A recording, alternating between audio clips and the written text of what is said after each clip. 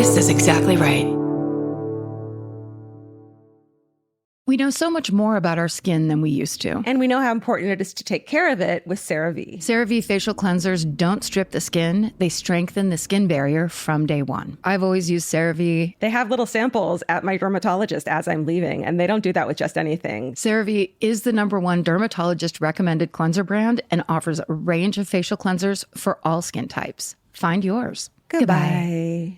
Capture your favorite summer feeling with Pandora Jewelry. Discover a collection inspired by the sunshine, freedom, and moments that make the season unforgettable. From sun-kissed metals to personalized pieces ready to be engraved with your summer mantra. Each design moves with you from beach days to golden nights and every memory in between. Shop Pandora Jewelry's new summer collection in-store or online at pandora.net and let your summer unfold. Goodbye. Summer is for adventures, road trips, and adding a whole lot of miles to your car. That's why it's worth stopping at Valvoline Instant Oil Change first. Their trained techs help you get road trip ready with an oil change and an 18-point maintenance check included with every oil change, checking your tire pressure, wipers, lights, and more. Valvoline Instant Oil Change techs complete over 270 hours of training, so your car's in capable hands. Best part? You can stay in your car and you're in and out in about 15 minutes. Valvoline Instant Oil Change. Change wisely. Goodbye. The Hulu original series Furious is now streaming on Hulu and Hulu on Disney+.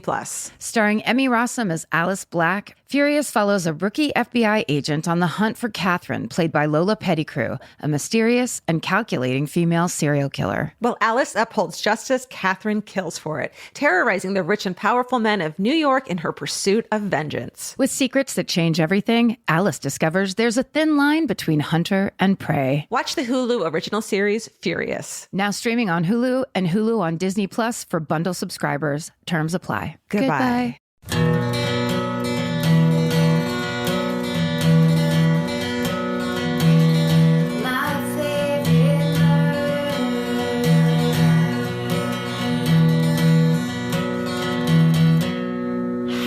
Hello. And welcome to Rewind with Karen and Georgia.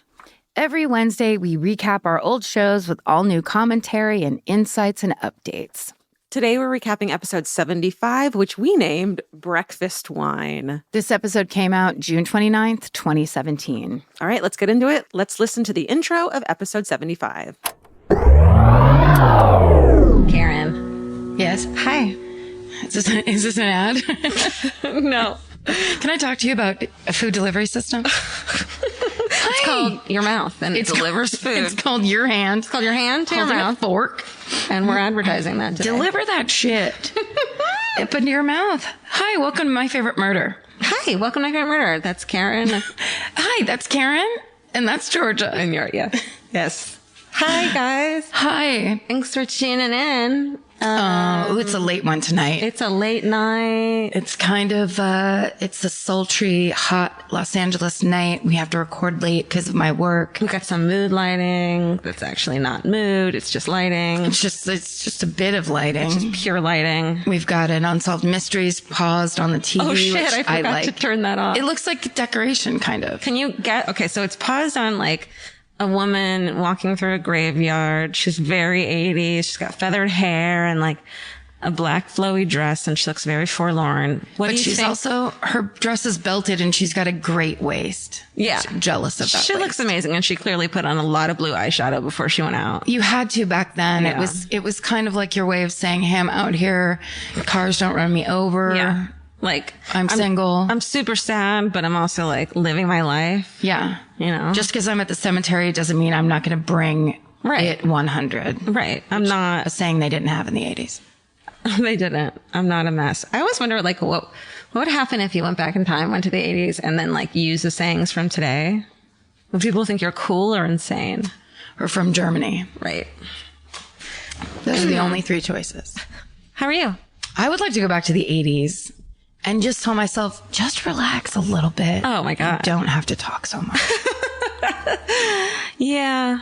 I would like to say, stop fucking caring. Stop caring. You can't do that though when you're a teen. No. There's too many chemicals in your brain. But I was in elementary school, and I wish I'd stopped caring. Oh. I went to a new psychiatrist this week, and she did this thing where she like asked me questions like a half an hour, which I love, but they were all questions where I had to be like, yeah, I guess I do feel like I had to admit a lot of shit. And like I had it, she's like, and when you were a kid, how did you feel? And I'm like, well, I guess I hated myself. Like I had to be like, yeah, you delayed all on the line. To this woman I just met. Yeah. It was like this nice older woman, like old, nice lady who ignored me completely when I was like, well, my sex drive's kind of down. She was just like moving on to the next part. Like, she's like, I'm not talking about that. Wow. Well, she was Armenian too. Like, so I think she was just this like kind of proper, nice Armenian woman. What if she was like, here's the thing, we're going to cure that sex drive and it's going to be out of you entirely. You're going to be balls deep and fucking, oh no, I was thinking the opposite where she was just like, that's all we're going to concentrate on. She's like, we're saving that for its own day. Yeah. Separate sex day. Yeah. God, I'd love to hear about that when it happens. Sex day? Yeah. I mean, right now is sex day. Is it? Oh, you got the cure? I don't know what that meant. I don't either. I'm just trying to improv your sex talk.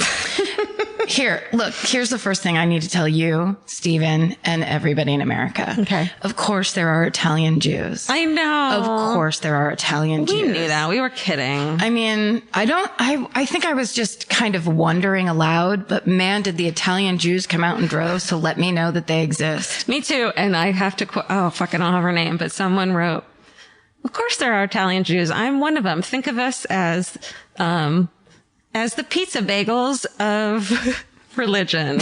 And I was just like, whoa, that was perfect. Yeah. Yeah. Or is that racist? Well, if she's the one saying it and it's her thing, doesn't she get to describe herself however she wants? And also it's like, well, you're talking about a bagel, which is a Jewish thing. You're talking about pizza, which is an Italian thing, traditionally. And so it's not like it's how, yes, it totally makes sense. Anyways, go on. It is a logical joke. Let me backtrack. And it's a good joke. Steven.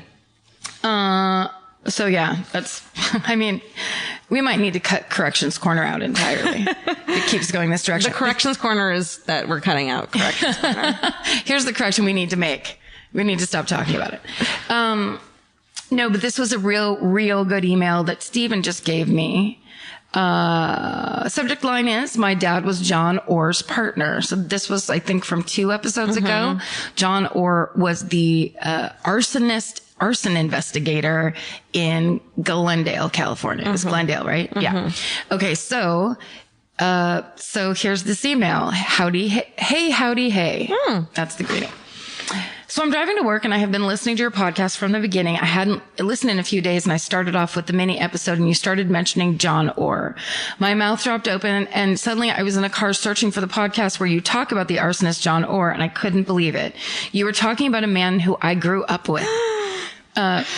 Who was my dad's partner at the fire station. My dad worked for the Glendale Police Department and the two were paired up so that they would have a police officer and a fireman to investigate possible fires that had been started by arsonists. They were partners for 6 to 10 years and we knew John and his family. The entire time he had been setting fires right under my dad's nose. My dad does recall that there were times when my dad was the one who was on call for the weekend in case of any fires were suspicious. They were on call most of the time and would race to the scene of the fire. And most of the time, John would show up saying things like, I thought you might need my help. My dad would get so annoyed, but we now know why he was there. My dad and a few of the men with some of the 10 people you spoke of were board members of the CCAI, California Conference of Arson Investigators, who attended all of the arson seminars in Fresno, in Monterey. And as a matter of fact, they were once John's peers. As I was listening to your podcast, I just wanted to scream and say, oh my gosh. And I so badly wish I could have called in. That would be. If we had a call-in show? Yeah. We gotta do one episode where I have a call-in. I mean, that's so hilarious. Just someone screaming. I know that is. There was so much to this entire story. My dad stopped being his partner before he was caught and arrested. My dad did have to testify against him and was investigated because John Orr was his partner. Shit. You spoke of him possibly being a psychopath, and I recall my dad telling me different stories about how different situations, how indifferent he would act toward different things. So I think there's something to that, a definite lack of empathy. I've never seen the forensic files on his story. And I remember when the movie was released, of course, no one in my family saw it. The book you spoke of was really disheartening because the man who wrote it mentions my dad several times, because John spoke of my dad. John and the author were not kind. The author of the book never once spoke to my dad, and most of the book is John's opinion. He is a psycho and deserves to be locked up in jail for the rest of his life. Oh, I think he is. Crazy, because I never thought that there would be anything that would speak of, that you would speak of that would have anything to do with me at all. And so you bring up the one story that I could say anything about. I went to work and told everyone the story. Still, my jaws dropped open. You left me speechless. Rock on with your bad selves and don't play with matches. That's all. Hugs from the sexy murderino T. Oh my God, I love it. That's hilarious. That's crazy. What are the fucking chances? Well, also, I mean, as we now know, pretty much everyone we talk to, everybody is basically one step away from a murderer experience like that. In my story tonight, there's a murderino involvement. Really? Yeah. Which is like so exciting. That's very cool. I wanted to tell you, speaking of one step away and hand to mouth consumption. Mm-hmm. So you did the Zanku chicken murders a while back. Yeah. And, a couple nights ago or a while back, Vince got Zanku chicken, and we of course got extra and saved the fucking amazing garlic sauce that they give you with it. That's like fucking known all over the city. I have made a martini with it. With the garlic sauce? Yeah. Clearly it was after one martini. And then How was it? Huh? It was good. I mean, it was gross. It was good. It was gross. You know what I mean? I'm just trying to picture it. Was it like floating inside the martini? No. I stirred it up really well. So it was like a garlic infused martini. Oh, okay. With a fucking garlic stuffed olive with it. Well, that sounds good. It was like a dirty martini, but with Zanku chicken garlic sauce. Kind of strong tasting, Yeah, I would imagine. It was good. I like garlic. Because that sauce is, I mean, Dude. You taste it for days after you eat it. Yeah. You belch that for fucking days. Good for you, though. Just want to let you know. I love it. Anything else? I just want to bring up the hilarious person who mentioned on Twitter yesterday or today, hey, don't you think Steven kind of sounds like Tina Belcher? And I could not stop laughing. And then a barrage of people were sending gifs of Tina Belcher going like, yeah, baby. Oh and my God. It was so hilarious. Let me hear it. Tell me about it, stud. Man, this is a short fucking intro. We're getting right into it. It's a late night. Let's just do it. It is a late night. All right. This is a skipper's dream show.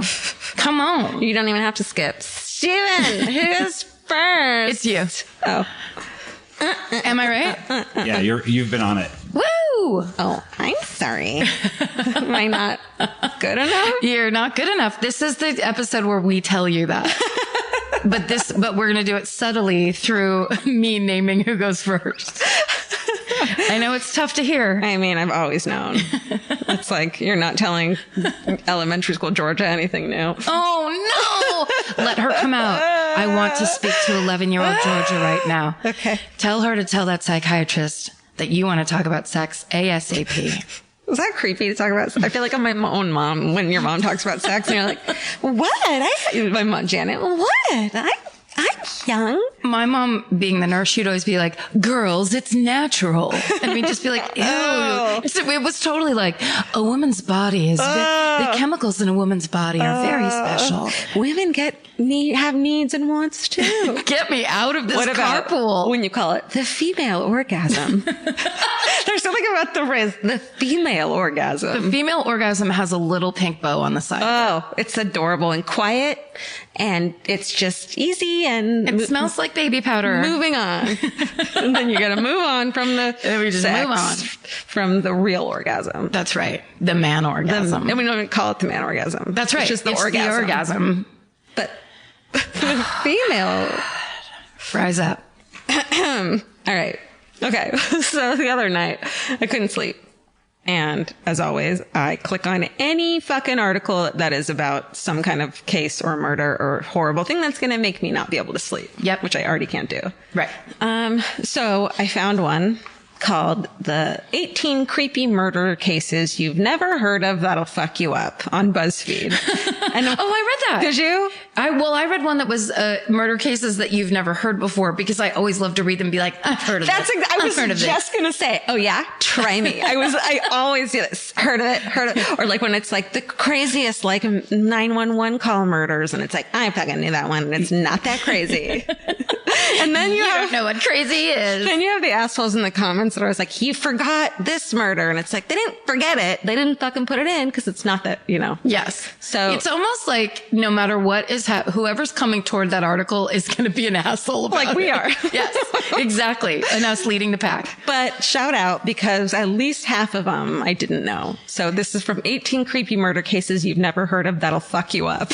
Okay. I almost did one off Shut of up. this list, I swear to God. And at the last minute, I just didn't do You're it. like, this one's boring. But go ahead. I live for the week we do the same murder. God damn it. I know. What happens? The world explodes. It's just, it'll be a ton of laughing, and then we'll we'll do something totally different. And we'll never do the podcast again. What if Steven, here it is, Steven, at some point in your job that you are now currently being paid for, you write up 2 murders and you keep them in a file in your big backpack.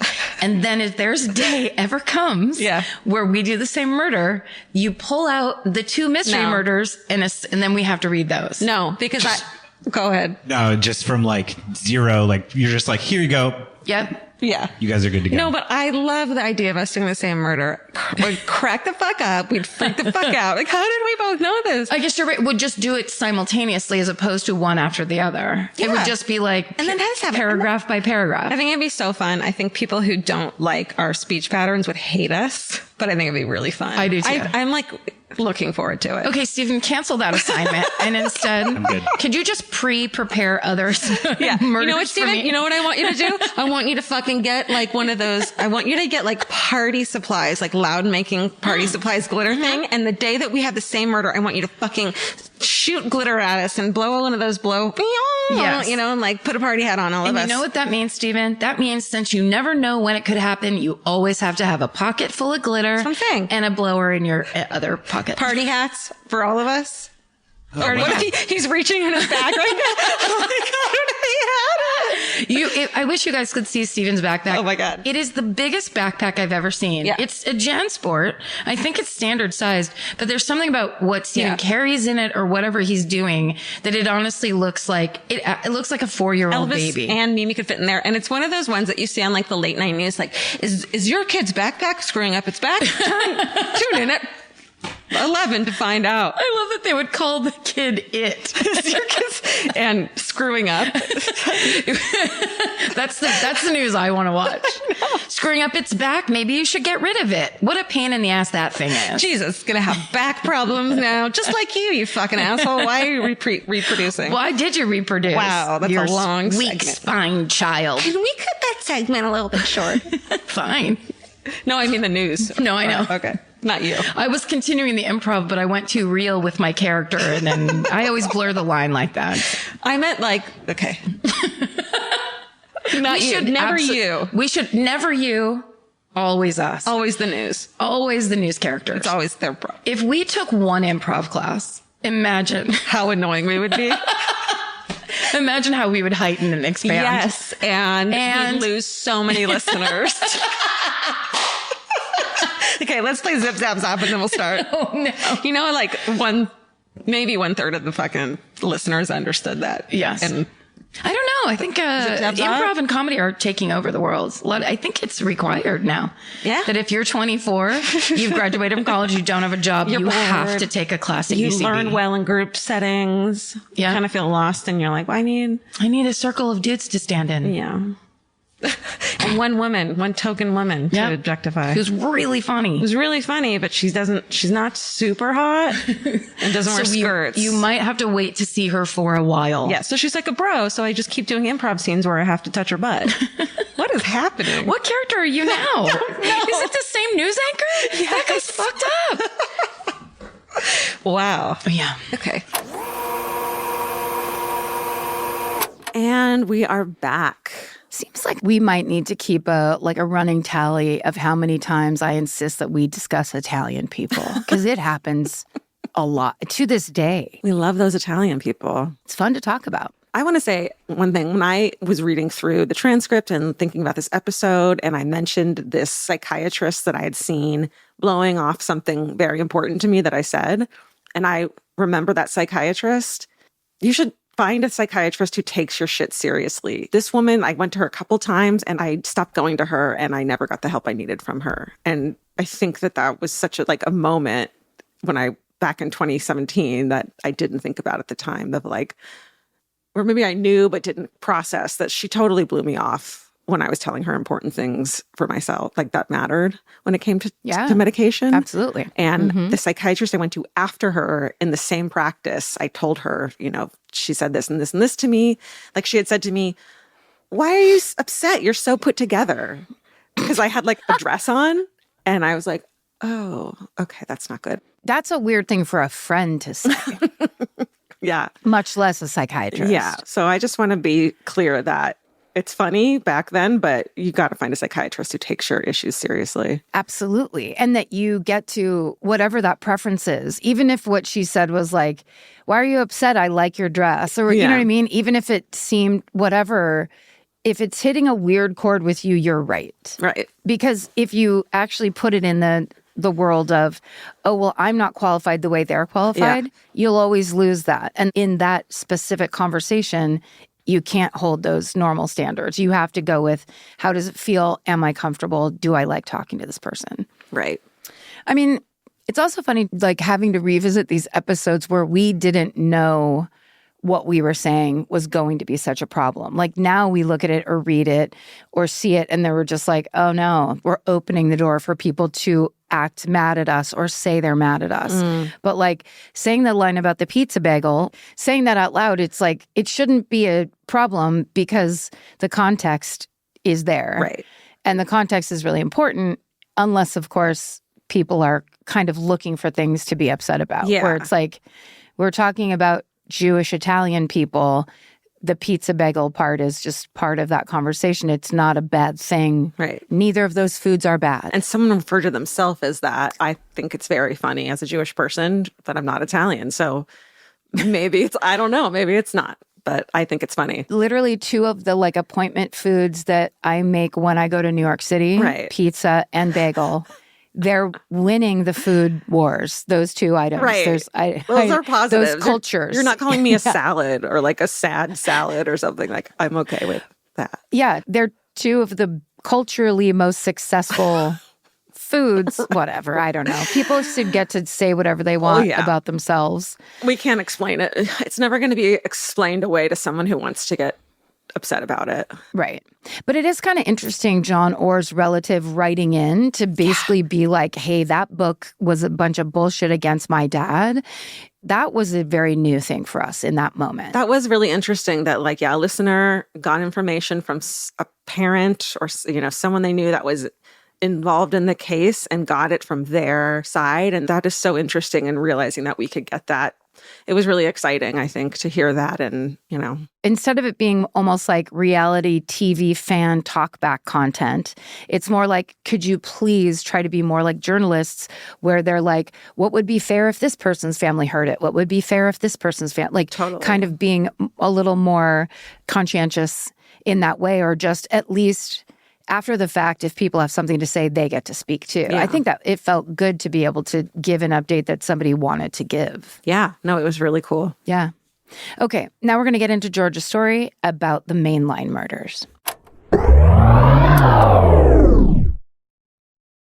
We know so much more about our skin than we used to. 10 years ago, no one in America knew what a skin barrier was. It's time to take care of your skin with CeraVe. CeraVe facial cleansers don't strip the skin. They strengthen the skin barrier from day one. Formulated with 3 essential ceramides, hyaluronic acid, and niacinamide to provide long-lasting hydration and 12-hour oil control. I've been using CeraVe for over a decade, I would think. And now it's getting super trendy. And I don't know why, it just makes me proud that something I've used for so long is like cool on socials now. But it really does work. And that's why it's been around so long. No matter your skin type or concern, CeraVe has facial cleansers perfect for you and your skin barrier. CeraVe is the #1 dermatologist recommended cleanser brand and offers a range of facial cleansers for all skin types. Find yours. Goodbye. The Hulu original series Furious is now streaming on Hulu and Hulu on Disney+. From Liz Merriweather, the Emmy-nominated executive producer of Dying for Sex and The Dropout, comes a gripping psychological thriller. Starring Emmy Rossum, Furious follows Alice Black, a rookie FBI agent on the hunt for Catherine, a mysterious and calculating female serial killer. It's Alice's first case on the job, and she's already bitten off more than she can chew. While Alice believes justice is achieved through law enforcement, Catherine has lost all faith in the legal system. She's taken it upon herself to terrorize the rich and powerful men of New York in her pursuit of vengeance. As Alice and Catherine's twisted game of cat and mouse unfolds, the lines between good and evil and right and wrong begin to blur. With shocking crimes, tangled relationships, and secrets that change everything, Alice discovers there's a thin line between hunter and prey. Watch the Hulu original series, Furious. Now streaming on Hulu and Hulu on Disney Plus for bundle subscribers. Terms apply. Goodbye. There's nothing better than just laying around. Whether you're fully horizontal or at a slant, it cannot be beaten. Unless, of course, you have a Lola blanket. Lola is the world's #1 blanket, crafted with ultra-soft luxury vegan faux fur and a signature 4-way stretch that sets it apart. Their products are machine washable and double hemmed for durability, and they stay flawless. No pilling, no shedding, even after repeated washes. And there's more. Lola also makes weighted blankets, matching pillow sets, and super soft pet beds. Lola is a great go-to gift. It's personal, beautiful, and something your loved ones can actually use every day. For a limited time, our listeners can get 40% off select Lola Blankets products with code MFM at checkout. Just head to lolablankets.com and use code MFM to get 40% off your order. After you purchase, they'll ask you where you heard about them. Please support our show and let them know we sent you. Wrap yourself in luxury with Lola Blankets. Goodbye. The future has an annoying habit of always showing up. That's why now is a great time to start planning ahead. Enter Acorns. Acorns is a smart way to give your money a chance to grow. You can sign up in minutes and start automatically investing, even if it's your spare change. The Acorns potential screen shows you the power of compounding and how your money could grow over time. You can quickly adjust how much you're investing every day, week, or month to make sure you're always building towards your goals. Whether you're just starting out or thinking about settling down, Acorns supports your big and small goals across every stage of life. Sign up now and Acorns will boost your new account with a $5 bonus investment. Join the over 14 million all-time customers who have already saved and invested over $27 billion with Acorns. Head to acorns.com/MFM or download the Acorns app to get started. Paid non-client endorsement compensation provides incentive to positively promote Acorns. Tier 2 compensation provided, potential subject to various factors such as customers' accounts, age, and investment settings. Does not include Acorns fees. Results do not predict or represent the performance of any Acorns portfolio. Investment results will vary. Investing involves risk. Acorns Advisors, LLC, an SEC registered investment advisor. View important disclosures at acorns.com/MFM. Goodbye. Now let's get into murder. Now let's please. All right, so 18 creepy murders, blah, blah, blah. Thanks, BuzzFeed, because you helped me a lot. Karen, Ardmore, Pennsylvania. Okay, this is a really fucked up case that I'd really never heard of. Okay. And I was shocked because it's fucking crazy. So it's okay. Early 70s, a woman named Susan Reinert. She's a pretty kind of mousy looking 30-something-year-old English teacher at Upper Merion Area High School in the mainline suburbs. Oh, by the way, this is called the Mainline Murders. God okay. Damn it. That's okay. Supposed to open with that. It's about 20 minutes from Philadelphia. Susan is married with 2 children, and she's having an affair. Yes. Sorry. With the chair of the English department. With a chair? No. Like Clint Eastwood in that speech he gave? Sorry. Remember how I was screaming at the chair in my psychologist recently? She's having an affair with that chair. Oh my God. She's doing a role play with a chair, and then it got out of hand, and she's like, I'm going to fuck this chair. Yeah. Got serious. She left her husband for the chair. Stephen, we have to pull all of this out. All right. So imagine at a high school, just picture the chair of the English department. Okay. Tweed vest. Tweed vest, in the 70s, heavy beard. The very large beard and maybe some, like aviator shaped glasses that are indoor, outdoor. What do you call those? Transition lens glasses. And Susan herself, there's like not a lot of photos of her, but she's like cute and mousy. And you can tell she's kind of probably soft spoken. And she has the eyeglasses that are just take up half of her face. They're like saucers on her face. Right. Which like looks cute. And it's like cool. And it's very 70s. Is like maybe just when contact lenses started, when the contact lenses were as big as glasses frame, glasses lenses anyway. You just had to cram them in your eyeball. You were just shoving huge things. And they're made of glass. Back when. Is that true? Can you tell me? Maybe. It was when if it fell out at a party, people could help you find it. Yeah. That's how big they were. I was always proud of myself how good I was at finding my mom's contacts when they... Such a weird... That era just is gone. Okay. So she's boning the chair of the English department. But I think, here's the thing. I think he's a Ted Bundy type. This English department chair. Yeah.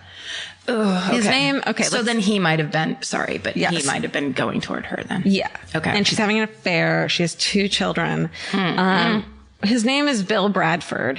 The guy? Nope. His name is Bill Bradfield. His name is Bill Bradfield.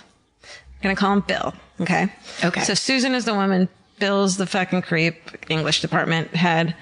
And he's super charismatic and charming. He's described by some of the other teachers as a pseudo-intellectual who was, quote, full of himself. Oh.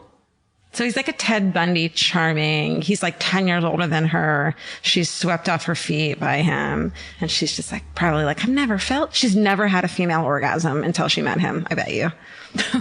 For a second, I thought that was in the BuzzFeed article. I was just like, huh? Wait, what? Also, if he's a pseudo-intellectual, I bet you he carried a pipe around with him. Pipe, tweed, elbow pads. Some kind whole of thing, transition lenses. A heavy cologne. I bet he put like oil in his beard. Yeah. You know, like cultivated his beard. Really trimmed it up every morning. And he probably had like really expensive whiskey. Right. And he had a book of erotic lithographs that he would invite people over to look at. Like, how are we so good at this? At describing someone. I feel like we've lived past lives in the 70s and we're really pissed off about what we were subjected to. Dude. Okay. And I agree. Enough already with us having to deal with these people. Enough.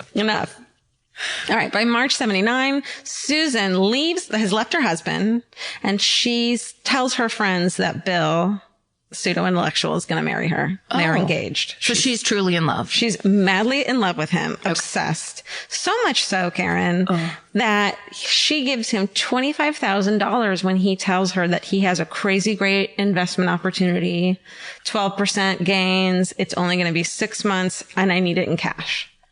Damn, Susan. Okay. She gives him $25,000 to invest. She has 2 children. And back then, what was that? Oh my God. Almost $100,000. Yeah.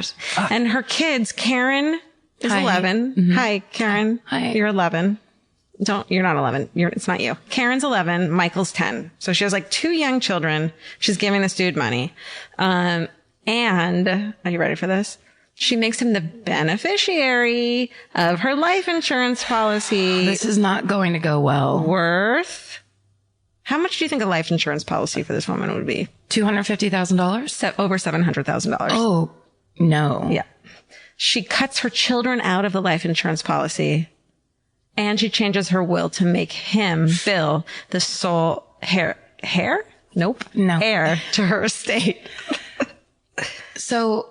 Okay, so she's getting a number run on her hardcore. It sounds like she's pretty naive. You know, it's like a small suburb in Pennsylvania. She's an English teacher. She's not. All the things that I wanted to be real for her are probably not true. She's got her, as my dad likes to say, she got her bell rung by this guy. Oh my God, you're right. Like, the guy it's that thing where, and it's a really good trick that scumbags use, where it's that thing of like, they pick out people that they know don't get certain kinds of attention, and then they slather you with that kind of attention so that you're kind of like, oh, he's picking me of all people in the world. I've never felt this way before. Yeah. Ugh.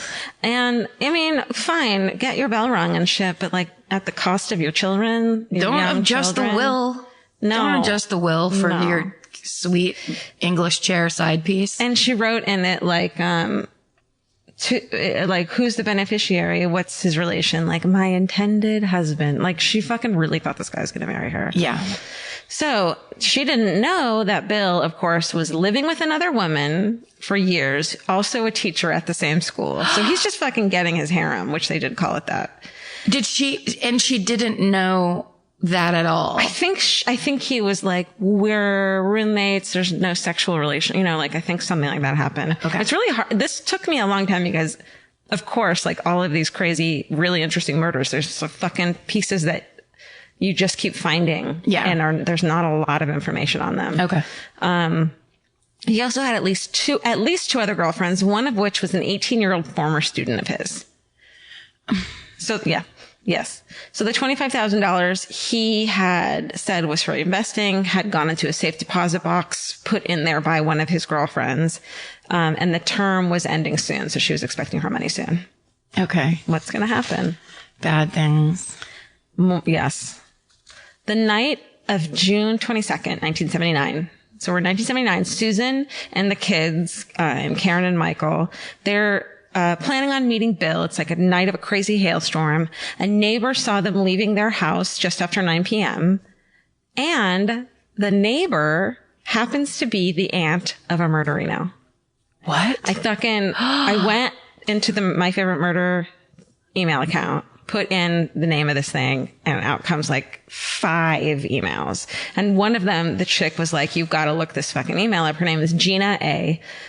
She says that her mom, so Gina wasn't born yet, but her mom was the next door neighbor of this family. Ooh. And she and her sister used to babysit Karen and Michael. Oh. And that Gina's great grandmother swore that she heard screaming the night they left, which was never confirmed. But the aunt and the great grandma were the last people to see them leaving the house. Oh my God. Yeah. So at that point, Susan and her kids vanish. But then 3 days later, thank you, Gina A, for writing in, by the way. Yeah. 3 days later, June 25th, 1979, it's like almost exactly a year ago. No. Yep. Well, not a year ago. I meant, okay. I know what you meant. Stephen, help us. I meant 30 years ago. Is that right? No. Yes, 30 years ago. Yes. No. 30, no. It's 2017. 8. It'll be 30 in 2 years. That's exactly the kind of math I can't do. Oh my God. Me too. And every other kind of math. And geometry? And everything. Oh man. I even told my psychiatrist about that yesterday, that I just can't do math. Did you have a math shutdown in high school? I had math shut down my whole life. I had to get sent to a hypnotist because my math got so crazy bad. Hypnotist isn't going to help you. Well, my mother had some ideas about the female orgasm and about hypnosis. Did it help? She was a very spiritual. She was like new agey. A touch new agey, but from a registered nurse background. You know what I mean? Right. So she was like, I've seen results. These are the things I've seen results in. Good for her. I fucking meant to talk to you about this documentary I watched about a cult over the weekend, but I forgot. Okay. Next time. Okay. Anywho, hypnotists. Okay. The kids disappear. 3 days later. A year ago, June 25th, 1979. Yep. A man calls the police about a, quote, sick woman in the trunk of a car in the parking lot of the Host Inn in Sawarda Township, Pennsylvania. It's about 90 miles from Susan's home. And in the trunk of her own car, which was I wrote this down for you, an orange Plymouth Horizon hatchback. Mm-hmm. Did you write in, which is like such an 80s, Did 70s you write car. in one of those? A Plymouth Horizon hatchback. I feel like Orange. I can see what that is. Yeah. Yeah. So she's in the back, in the hatchback, and her body is found there. Oof. She was nude. Susan was nude. She had been severely beaten. She had 2 black eyes. She was bound with a chain so tightly that the chains left bruises on her back. And she was killed with an injection of morphine. And it had been 24 to 36 hours after the beating in which she had been killed. Mm. And there was no sign of her children. Yeah. So obviously Bill, the fucking teacher, or English guy, was the main suspect once the investigators found out about the affair, which he had been denying to everyone and saying wasn't true. And they found out about the money, but he had an alibi for that weekend that she went missing. He was at the beach in Cape May, New Jersey, with a bunch of other teachers, and they all vouched for his whereabouts. Yeah, but even if he wasn't nearby in that exact same time, why would she leave you as the beneficiary on her will if you weren't having an affair, or if there's no connection to you? But they were at that point were like, yeah, he was. I don't think he ever denied it to the police that they were lying. Oh, sorry. Yeah. Just around town. Yeah. Got it. Just like to the other teachers and stuff. Got it. But he was out of town. And after a couple of years, there's still not enough evidence to charge him with Susan's death and the missing children. Okay. But there was enough evidence for prosecutors to charge Bill with theft by deception because of the $25,000 she had given him in what turned out to be a bogus investment. Oh. So they were like, we know he fucking had something to do with her disappear or murder. We can't charge him for that. Let's just bring him in for this for now. So 72 hours before his trial was supposed to begin, from his jail cell, Bill files a claim to collect Susan's life insurance money that was left to him. Sorry, what's this? There are so many twists and turns in this fucking thing. It's insane. He sends a stamped envelope out in a bird's mouth out the jail cell window. I did read conflicting things that he was actually not in jail yet, but he was, or he wasn't. But like, what kind of fucking idiot right before this would be like, but you know what you should add on to those charges? Yeah. If I just get that money real quick, I'll be able to plea. And so the jury finds him guilty, obviously. And in 1981, he's sentenced to up to 2 years in jail for the $25,000. And then during this time, police are also investigating someone else. So let's go to another fucking weird thing happening. Okay. Principal of the high school where Susan and Bill were teaching. The principal is Dr. J. Smith. I'm going to call him Principal Smith from now on so we know who he is. Okay. He's a 50-year-old dude, and he was known as the quote, creepy school principal. So this dude's a fucking creep. Principal Smith. Absolute creep. Teachers jokingly called him the Prince of Darkness. oh, wow. That's a joke. Yeah, that What a is funny joke. That's funny. Hey, what's your nickname? Oh, me? Oh, it's a devil joke. The Prince of Darkness. Because I'm so lighthearted. Because I love to be around children and I'm of the devil. I have goat eyes and a cape. It's a thing of like when you go to a doctor's office and you fill out your thing and it's like, what name do you like to be? Do you have a nickname that you want to be called? Yeah. Prince of Darkness. Marty. Or Prince of Darkness. I didn't even think. Not your dad. I go by Marty. Okay. So this is my favorite fucking thing in the entire world. Ready for the best quote you've ever heard? Yes. So crime writer Joseph Wamba wrote a book about the whole case called Echoes in the Darkness, which is like, Same guy that wrote the John Orr book. yeah, yes. Yeah. This guy, he was a cop and he was like, goodbye, I'm going to go make a ton of money instead. Yeah. So he, in the book, says that, quote, some thought that J. Smith, the principal, looked like an obscene phone call. Can you even? Have you ever heard a better description of someone? That's fucking genius. I know. And amazing. He looked like an obscene phone call. So he's like, what? He's like, I picture like shoulders up around the ears, kind of like wringing his hands, like greasy Bifocals. hair. Big, thick glasses.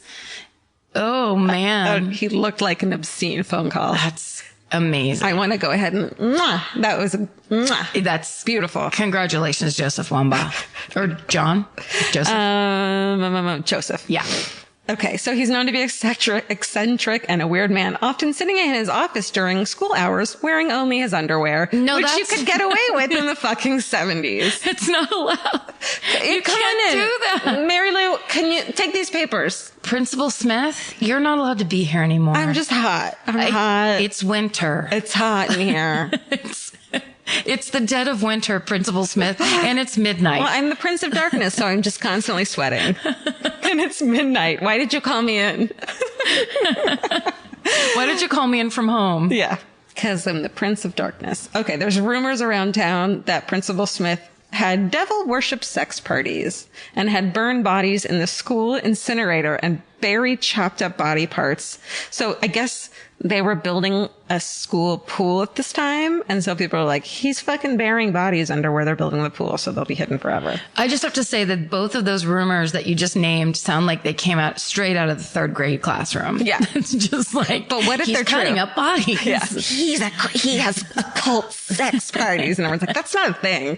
I mean, people fucking swap and bone, but like, yeah, there's no occult, like nobody wants to have an occult sex party. No, that but he like is sitting, what's worse and harder to face is he literally is sitting in his underwear during school hours. Like in his that office. Part's true.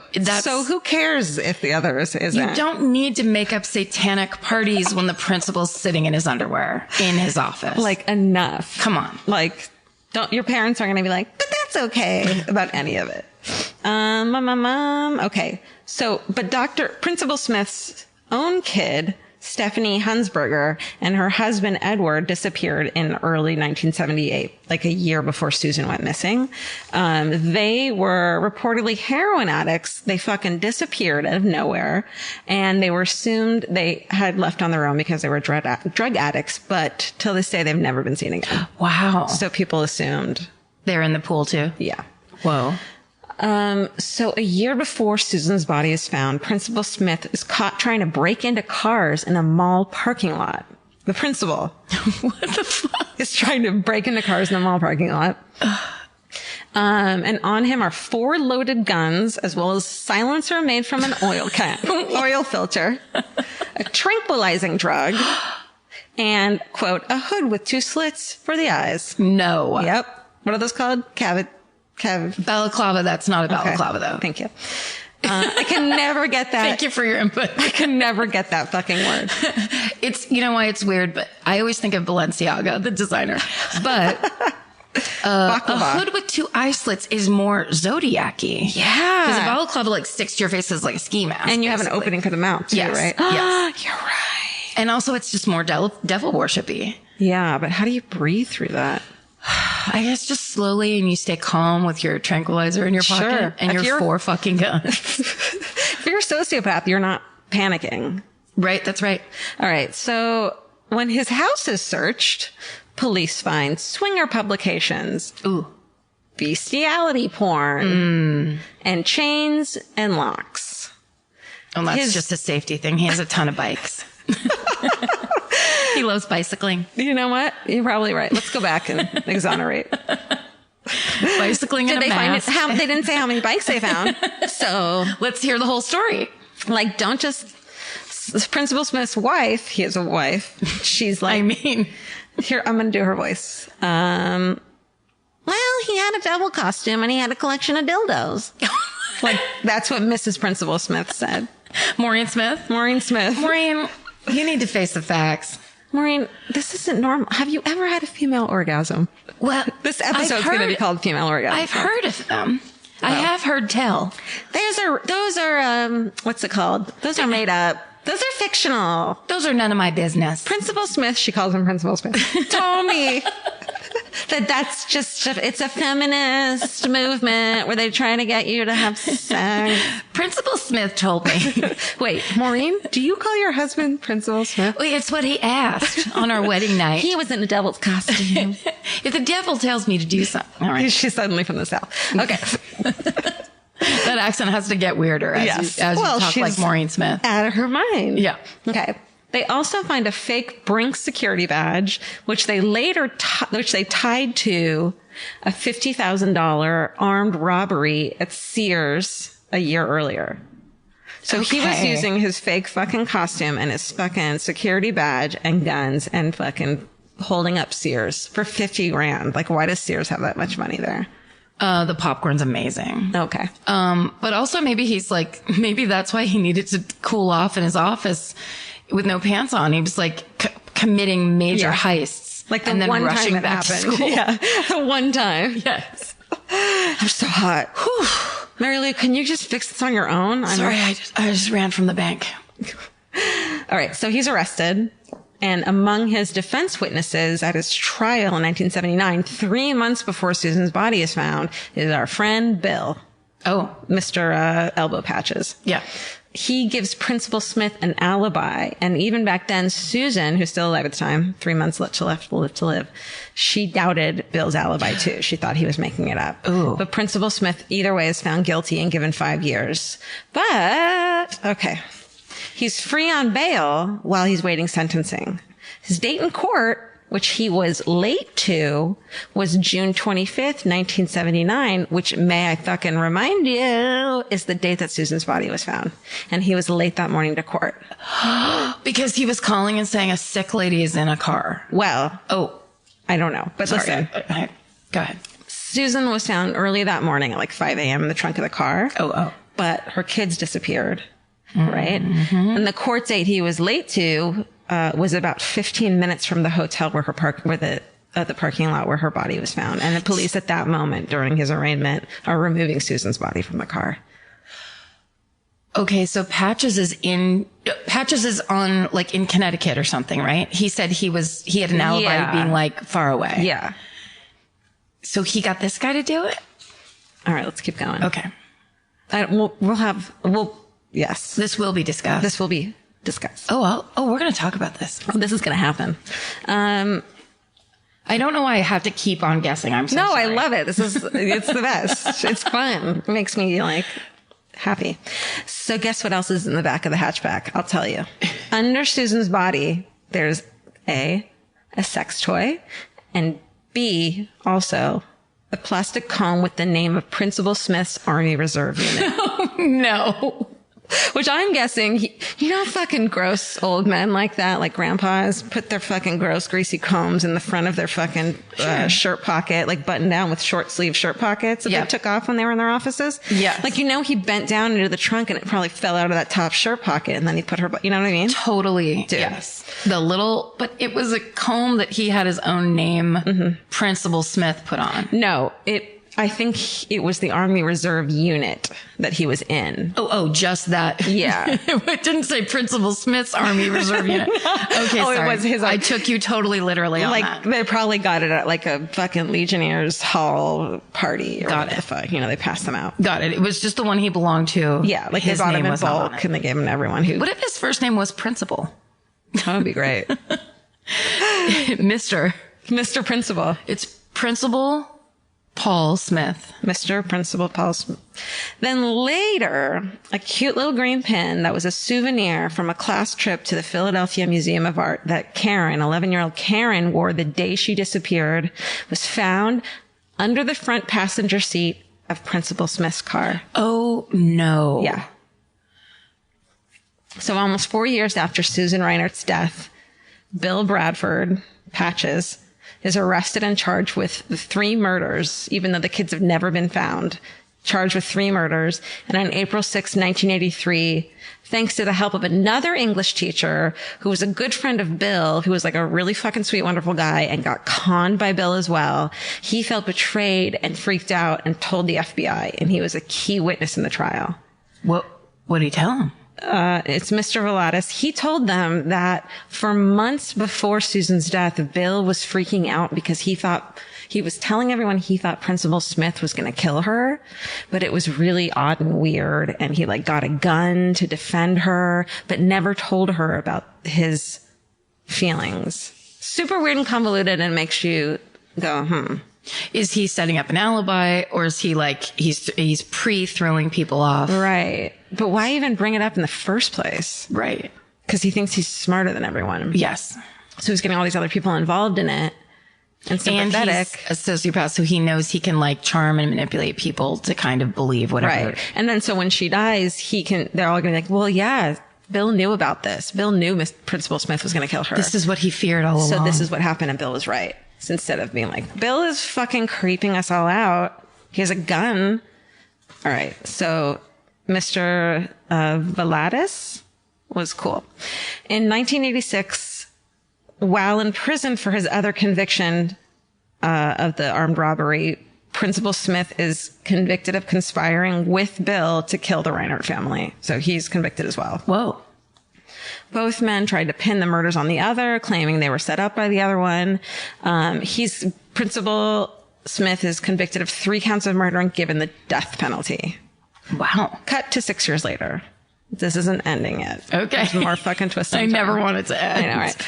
In 1992, good old 92, an antique dealer, like this is so what the fuck. Yeah. I can't even believe this. An antique dealer who, you know, is just like, he's like American Pickers dudes, you know, like quote antique dealer sounds really nice. You know what? I'll give you 800 for that propeller. Yeah. It's worth 10,000. Well, who's going to buy it for that? Yeah. You're a dumb farmer. You don't know that. I also hate the guy I'm working with. Have you watched that show? It's the fucking, they hate each other. Did they fight? No, but you can like feel it. They hate each other. Okay. A quote antique dealer is hired to clean out the attic belonging to the state detective, like the main state detective that was involved in this case, in the Reinhardt murders. Mm-hmm. The attic? The attic. Did I say addict? God, why do I always do that? Why do I always do that? Sorry. No, I'm glad you corrected me. I just want to make sure that's what... It's a running... He didn't hire him to clean out his addict. Some heroin addict. They already have addicts in this story. That's right. But they've disappeared, right? Insanely enough. But and they're not in the attic. But this is the fact that you're even introducing an antique dealer that is about to clean out an attic. Is my favorite. Please go. Yes. In the attic, there's a box containing a duplicate of the comb found under Susan, investigative notes contradicting prosecution testimony, and adhesive, quote, lifters, which I think is like tape containing grains of sand and quartz from the bottom of Susan's feet that they never turned over to the defense. Why? So I don't understand the duplicate comb, but maybe I don't understand that part. They went and got another one, maybe. To prove that it wasn't. To find it, I don't know. Yeah. But whatever reason, they had it. And then contradictory, no, it's fine. But the lifters, okay, Bill said he was at the beach that fucking weekend. Yes. And they found sand and quartz. They could have tested the fucking sand at that Jersey Shore beach. Why did she have that on her feet? Yeah. My feeling is, did she leave that night to confront him? He was there with his living girlfriend. He fucking freaks out and kills them. Yeah. I mean, he doesn't expect it, like basically his little separate lives overlap. And she's like, you got to tell them now or I'm going to fucking leave you, or I'm going to tell them myself. Or just, I'm going to change that will and all the other paperwork because I made a mistake. Yeah. And you're a scum. Yeah. And he freaks out. Whoa. But the other people at the beach, I have no doubt they would have, if they had known, they would have said something, because it was that guy who testified against him. His living girlfriend didn't seem like the kind of, she ended up testifying against him as well. Like they weren't scumbags who were in on it. All right. So Principal Smith's defense attorney says that this could have placed the murder in the New Jersey shore, right? Which would have helped Principal Smith get off. So after serving 6 years on death row, Principal Smith is released. Oh. In 92. Even though we don't know he didn't have anything to do with it. She was chained up and he was into chains. His fucking comb was in the car, or what if Bill put it in there on purpose? Right. He could have placed it in there. Yeah. Maybe they had more of them. Right. Maybe there's a can of those combs. Because he was saying that Principal Smith's going to kill her. Hey, look what happens. And maybe the fucking pin was put in Principal Smith's car. Yes. Fuck, dude.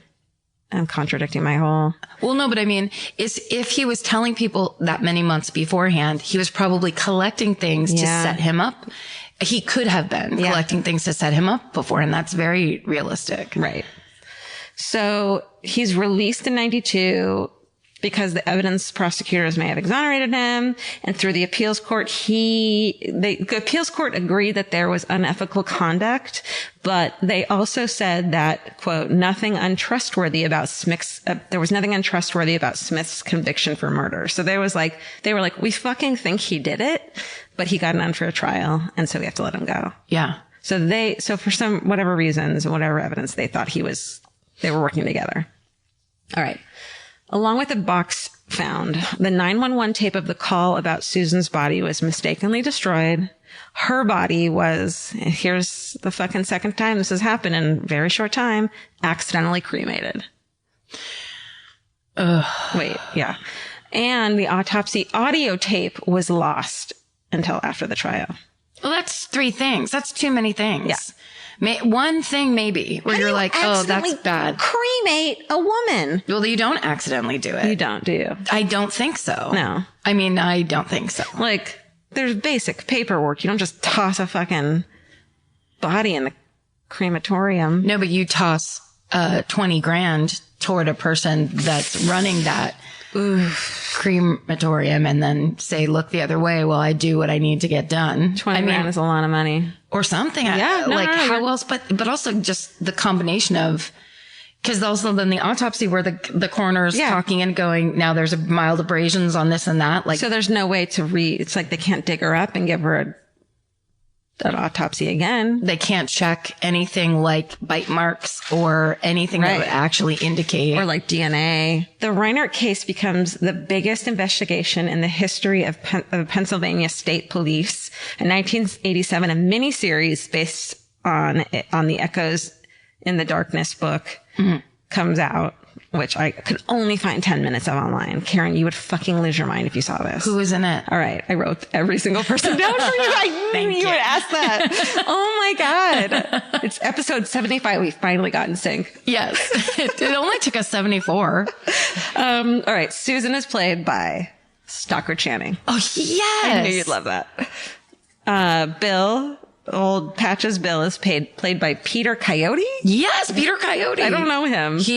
Yes, you do. He's the narrator for the Oscars. Oh. Coming up next. He's and he's like a very, I think he's from theater mostly, but you've seen things. He's super low key. He looks like Ray Romano. Is that? Yeah. Okay. He's like Ray Romano's arty brother. Because I watched the 10 minutes, which were so good. And like, there are so many other convoluted points to this whole story that like I couldn't even get to that weren't really part of it. But I think they're in the miniseries. I'm so bummed I can't find it. Someone listening has it on cassette. Their mom recorded it when it came out. Yeah. With the commercials. We need you to fucking upload it. Do you imagine with the commercials? Oh. What year? This came out in 87. The commercials would make me barf. I would be so happy. It would be New Coke. Yeah. It would be LA Looks hair gel. Yes. It would be whatever market that the mom recorded it in, the fucking panic news coming up next after this miniseries. Yes. Your children's backs are fucked. That's right. Give up your children. Yes. Okay. Oh, and then Principal Smith is played by Robert Loggia. Yes. Who's he? You know him. I won't be able to think of anything offhand. He is the guy. He's short. He has had white hair for most of his career and he kind of talks like this. He's got kind of a big nose. He has an Italian feel to him. Because he's not in the 10 minutes. He's not in that one at all. He's the cop? No, he's the fucking principal. He's Principal Smith. Yeah. That's so good. Oh my God. Yeah. We have to get our hands on this. Yes. You know where we can go? Where? We can go to the fucking Museum of Television. Ooh. Where's that? It's in Beverly Hills. You go there, you fill out a card, you say, this is what I want to watch. They take it in. They have a library of like almost everything that's ever been on TV. How did I not know this? Yeah. It's right in Beverly Hills. What about the like one of the last cool movie rental places? It's next to the New Art in Santa Monica Boulevard. Cinemania or something? Something like Josh Fadem worked there for a long time because he loved it. Yes. Do you know what I'm talking about? Yes. Cinephile. No, Cinephile is the Cinefamily. I don't remember. Yeah, we'll go there. Field trip. Yep. Class. They won't have it though. Steven, you're driving. TV-ish. Oh, okay. I think. Yeah, it's too like obscure. You're right. Ooh, you're going to find this. Dude. Yeah. All right. Bill dies in prison in 1998. Principal Smith? No. Bill fucking Patches. Sorry. Bill Patches dies in 98. Okay. Principal Smith dies a free man. Both maintain their innocence their entire lives. They didn't even give us the fucking like deathbed confession. All right. But you're ready for I've saved the creepiest for the last part. Because it's the creepiest thing I've ever heard in my fucking life. Okay. And there's a photograph of it online. All right.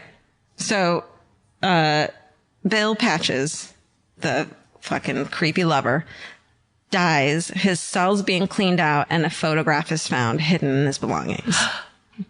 The photograph depicts a stone marker, looks like a small Gothic kind of angel stone kind of marker, resembles a hooded figure worn away, kind of. The stone is surrounded by fallen leaves with woods in the background. So it's in the middle of some random woods. And that photo alone, they found, the cops were like, it was processed before in like 86 before he went to prison. And some people think it's a photograph of the location of Lil Carol and Michael's graves. But investigators sent it out and they've been unable to locate the marker as of yet. So it's like hidden in a forest somewhere? And he had a fucking photograph of it the entire time he was in prison. So he fucking did it. He did it and he knows where the fucking bodies are. And that's his, what's the thing? We forgot this once before and people were yelling at us. That's his souvenir, his serial killer. Trinket? Souvenir. Yeah, I think it's souvenir, whatever. Or the thing that they keep. Then I was keepsake. thinking, like, how creepy would it have been if, like, they'd killed them together and Principal Smith had buried the body and he gave it to Bill in, like, a warning. Like, if you fucking tell anyone what happened, like, everyone will know about the dead kids. Here's the photograph of where they are buried because of you. Or maybe Bill didn't want them to die. Maybe, but don't you think, like, the way those kinds of killers do it, they keep the keepsakes Memento. Memento. It's about, they love that thing. It's a positive thing. Yeah. If it was a threat, it wouldn't be as good. Right. Like he had to sneak it into prison. It's probably in one of his books, in his bookshelf or something like that. Ooh. Do you think that two people did it? I think that only one of these creepy men did it. I think it sounds like they knew they were in on something together. Yeah. Say it was some weird sex ring that they were involved in. A lot of money to be split up between them. Who had the money? Well, Bill was going to get over $700,000 in life insurance money. Okay, right. So, all right. So say they were in a sex ring. Something where they both had information on each other. Then it's like Patches is like, I'll give you $50,000 if I have to set this thing. This is like, it's almost like Strangers on a Train. Yeah. If you take care of these bodies, I can be out of town. There will be no connection. Right. One of those kind of, but it's a bad plan because it's like, yeah, but all work at the same school. I think that I think that Principal Smith almost seems too obvious because he's his children disappear too. His heroin addict daughter and he's robbing banks and shit. It's almost like, why would you also do these other things? Or is it because you think you can get away with that shit, which you almost did? Right. I mean, the robbing the bank thing is insanity because usually if you're a bank robber, you're not going to then have a double life as a high school principal. Yeah. It's like, that's so fascinating. And the fact that he owns all kinds of weird sex stuff. Yeah. I mean, that is fucking insane. Yeah. So that's the mainline murders, AKA the Reinhardt murders. And that was Pennsylvania? Yeah. Wow. I know. How have we never heard of that? I've never heard. I feel like when you said the thing about the little girl's museum pin being under the thing, that kind of made me go a little something. Ding. But I would have remembered all that other crazy stuff. Yeah. I've never heard of so many weird fucking things in one simple murder about insurance money. Right. Never heard so many crazy things going on. Well, also so she leaves her house with her kids and gets into the car. Sounds like it was in a hurry in the hailstorm, but I only saw that in like one thing. Okay. Because also, but it was late at night. If there's a hailstorm, that means he went to the beach during during the winter. He went to New Jersey, which I think the beach, I like looked it up on a map, was like 4 hours away. But I mean, yeah, I know. Why did he pick that? Yeah. If it's wintertime, why don't you go skiing? Totally. What are you doing? Like, did he plan the trip? I want to know, like, did they go there often? Did they ever do that before? Yeah. Like, clearly, there's this thing of, like, your spouse or your loved one gets killed and you happen to be out of town on a vacation. It's like, you can't have a convenient alibi and expect that to be your only, the only thing they look into. Solid. Yeah. Well, and also because the alibi is about killing your secret lover while you're on vacation with your other secret lover. Mm-hmm. And then there's other secret lovers, like all that. There's so much going on without talking about Principal Smith and his underwear. If we don't even get into that, there's so much going on. We'll have a whole episode. The story we do together is Principal Smith is in underwear. In his underwear. But I'm telling you, that final moment of the picture, them finding the picture, so they never found it before. Okay. Just put in mainline murders and you'll see it. How can somebody on Reddit haven't found out exactly where that is yet? No shit. I mean, you would just think that people in Pennsylvania would just be combing the fucking forest. Or on the way from Pennsylvania to New Jersey. Where the beach place? Yeah. Like somewhere along that route. Oh, fuck. So someone go find it and like then we'll fucking, you guys, if murderinos solve this, I don't even mean us, but if like some murderinos solve this and find the bodies, it'll be... Go out there. Go forth and dig. And... I mean, this was in 1986, though, so it's probably not there anymore. But if it's a stone marker, and also so creepy, a cloaked figure. Oh, yeah. Also, if you find the stone marker, if you find any Stalker Channing made-for-TV movie about murder, whether it's this one... or any other, I'm interested in watching it. Email myfavouritemurder@gmail.com. Put in the title Stalker Channing and the subject line Stalker Channing or Found the Dead Children. Yes. It's just so sad that she made these decisions out of her naivety, and yet she's a victim, obviously, but like these kids had no choice in any of it. If she was getting the full sociopath, psychopath, hypnosis deal where it's like, and like Ricky Tikki Tavi when that snake goes up and you can't stop staring at the eyes. It's that thing where she walked away from a whole life to be with this man who was a complete criminal and creepo and was turning it over entirely. I mean, that's what I would like to know about and see up close. Cause there's a story there and she probably was a smart woman. Yeah. I don't know. I mean, one thing that's like one little detail I didn't say that really made me sad was that when he went to court for the $25,000, like from stealing it from her, Susan's ex-husband like went to fight against him. So even after they divorced, he was like, fuck this guy. Yes. She cheated on me, but this guy is a fucking creep and a piece of shit. Yeah. Like not even trying to get the money himself. He's just like, she's a con man that like hurt the woman I love. He was still fighting for her, and it just made me so sad. The whole thing is incredibly sad. Also, you have to remember in the 70s, like women, it's not, the parenting situation was so different in that way where it was like having people had affairs or, made these kind of, it was the me generation too, where it was like, I'm gonna, I started out as a housewife in the 60s and that was all fine. I gotta have a chance too. Yeah. Why can't I have a life? And I'm sure he played out on that. And I'm sure she was trying to balance all of that. I hope I don't sound like I'm victim blaming. It's just, no. I just don't want to forget these two sweet. And if you Google it, you'll see their photos and they're just like these sweet baby angels who just like, fuck, who knows where they went? They fucking disappeared and they never even got a,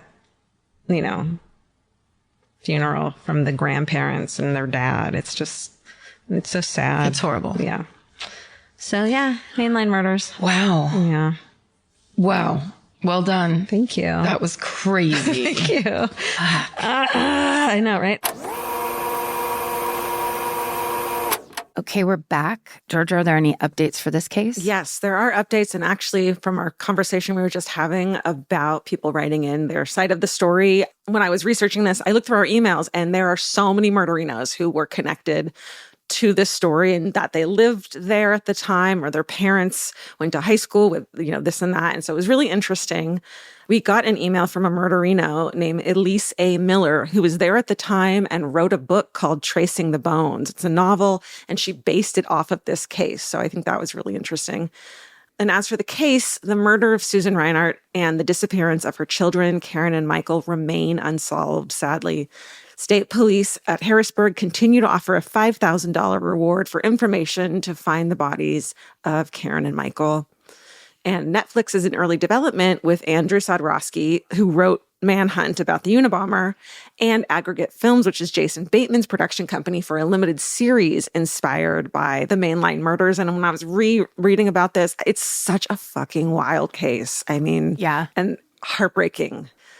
And then I also mentioned being unable to find the Stockard Channing made-for-TV movie called Echoes in the Darkness about this case, and it's now available on Tubi. So check that out. Wow. Okay, so now let's get into Karen's story about Spider Sabich. We know so much more about our skin than we used to. 10 years ago, no one in America knew what a skin barrier was. It's time to take care of your skin with CeraVe. CeraVe facial cleansers don't strip the skin. They strengthen the skin barrier from day one. Formulated with 3 essential ceramides, hyaluronic acid, and niacinamide to provide long-lasting hydration and 12-hour oil control. I've been using CeraVe for over a decade, I would think. And now it's getting super trendy. And I don't know why, it just makes me proud that something I've used for so long is cool on socials now. But it really does work. And that's why it's been around so long. No matter your skin type or concern, CeraVe has facial cleansers perfect for you and your skin barrier. CeraVe is the #1 dermatologist recommended cleanser brand and offers a range of facial cleansers for all skin types. Find yours. Goodbye. The Hulu original series Furious is now streaming on Hulu and Hulu on Disney+. From Liz Merriweather, the Emmy-nominated executive producer of Dying for Sex and The Dropout, comes a gripping psychological thriller. Starring Emmy Rossum, Furious follows Alice Black, a rookie FBI agent on the hunt for Catherine, a mysterious and calculating female serial killer. It's Alice's first case on the job, and she's already bitten off more than she can chew. While Alice believes justice is achieved through law enforcement, Catherine has lost all faith in the legal system. She's taken it upon herself to terrorize the rich and powerful men of New York in her pursuit of vengeance. As Alice and Catherine's twisted game of cat and mouse unfolds, the lines between good and evil and right and wrong begin to blur. With shocking crimes, tangled relationships, and secrets that change everything, Alice discovers there's a thin line between hunter and prey. Watch the Hulu original series, Furious. Now streaming on Hulu and Hulu on Disney Plus for bundle subscribers. Terms apply. Goodbye. There's nothing better than just laying around. Whether you're fully horizontal or at a slant, it cannot be beaten. Unless, of course, you have a Lola blanket. Lola is the world's #1 blanket, crafted with ultra-soft luxury vegan faux fur and a signature 4-way stretch that sets it apart. Their products are machine washable and double hemmed for durability, and they stay flawless. No pilling, no shedding, even after repeated washes. And there's more. Lola also makes weighted blankets, matching pillow sets, and super soft pet beds. Lola is a great go-to gift. It's personal, beautiful, and something your loved ones can actually use every day. For a limited time, our listeners can get 40% off select Lola Blankets products with code MFM at checkout. Just head to lolablankets.com and use code MFM to get 40% off your order. After you purchase, they'll ask you where you heard about them. Please support our show and let them know we sent you. Wrap yourself in luxury with Lola Blankets. Goodbye. Summer means a whole new world for your feet. They're walking more, sweating more, and going barefoot all day long. For summer feet that need real comfort, there's Bombas. Bombas has a whole line of sport-specific socks for golf, yoga, the gym, and every kind of runner. They also make soft, supportive compression socks that are especially great for summer travel. Bombas sandals and slides are made from super lightweight, cushy, waterproof EVA foam, so they feel incredibly comfortable. And the best part? For every item you buy, Bombas donates an essential clothing item to someone facing housing insecurity, with over 200 million donations and counting. I wore my Bombas compression socks on the plane ride to and from Italy. And listen, I'm a girl of a certain age at this point. It needs to be done. And I felt so comfy and so secure with my cute little Bombas socks. So head over to bombas.com/MFM and use code MFM for 20% off your first purchase. That's BOMBAS.com/MFM, code MFM at checkout. Goodbye. Mine's a little more, mine's one that you've seen. Now that I'm working again, I'm doing those ones where I'm like, what do I know really well? Because I've seen it on every true crime show. Everyone loves those. It's so fun to recognize one and be like, yes, tell me about it. So this is one everyone knows, which is the murder of Spider Sabich. I'm sorry, what? The murder of Spider Sabich. He is a famous, downhill skier. Dude, I don't know this. Are you serious? Wait. So this, I don't ski. This is, taken, there's a power Privilege and Justice, hosted by Dominic Dunn, one of the greatest true crime series ever, because Dominic Dunn, the author, so good, sits there staring into camera doing interstitial narration, and he looks like the most livid individual of all time. It's almost like he's blaming you. He's telling you what you did wrong. Yes. He's angry at the justice system. He's angry at injustice in general. Yeah. And he's just disgusted. But at the same time, he loves like Beverly Hills. Yeah. Like he's a bit of a status guy, or he's a bit of cause he was a famous author. Right. So he has a little bit of like, I was at that party and I saw he has a firsthand thing in a lot of these stories, but it's not, frivolous. He's very serious. And he's the one whose daughter was murdered by her ex-boyfriend. Right.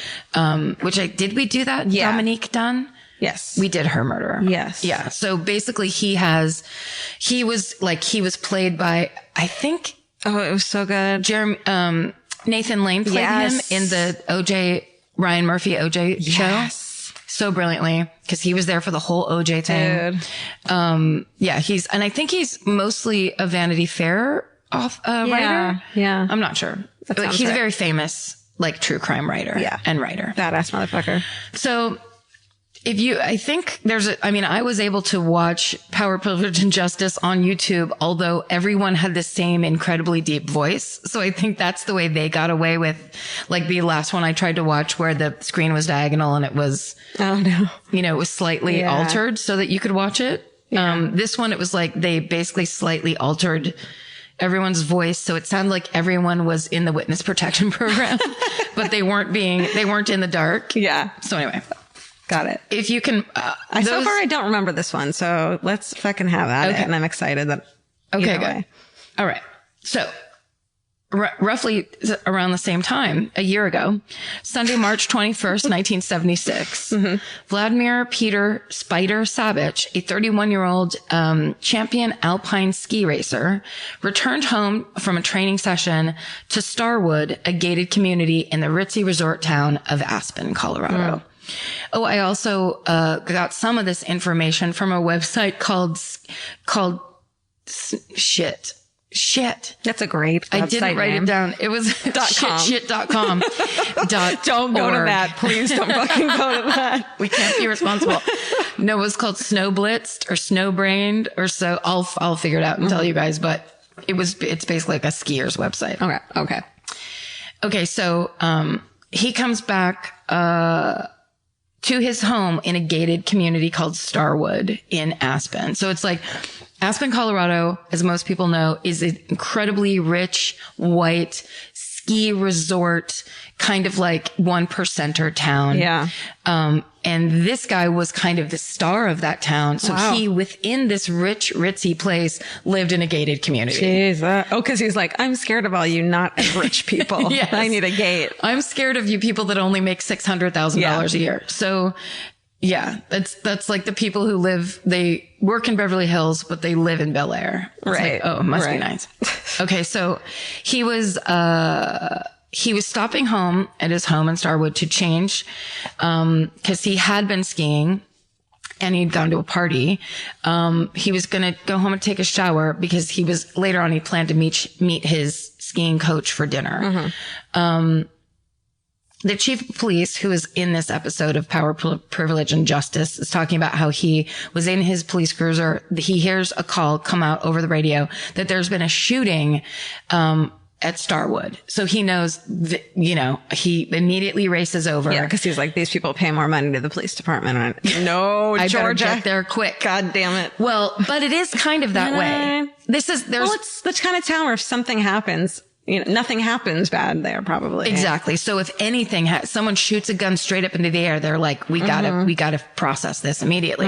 And it is a little bit of like Shadows of John Bonet. Yeah. In that way where the police don't have, it's like, of course, they obviously do technically have this jurisdiction, but rich people kind of do what they want. Yeah. They lawyer up, they fly places on their private jets, and the police just have to kind of do their best. They're public servants to these people who make $800,000 a year. Their paycheck is paid with the taxes that those people pay. Yeah. Okay.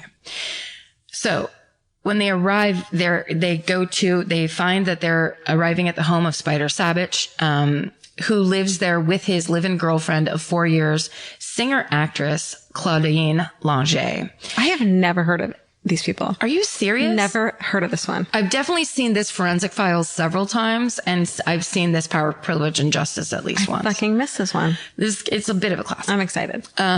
So they find Claudine slumped in the hallway crying. Oh, no. And then they walk back to the bathroom off the master bedroom, and they find Spider, who's been shot in the abdomen and bleeding out on the bathroom floor. Shot once.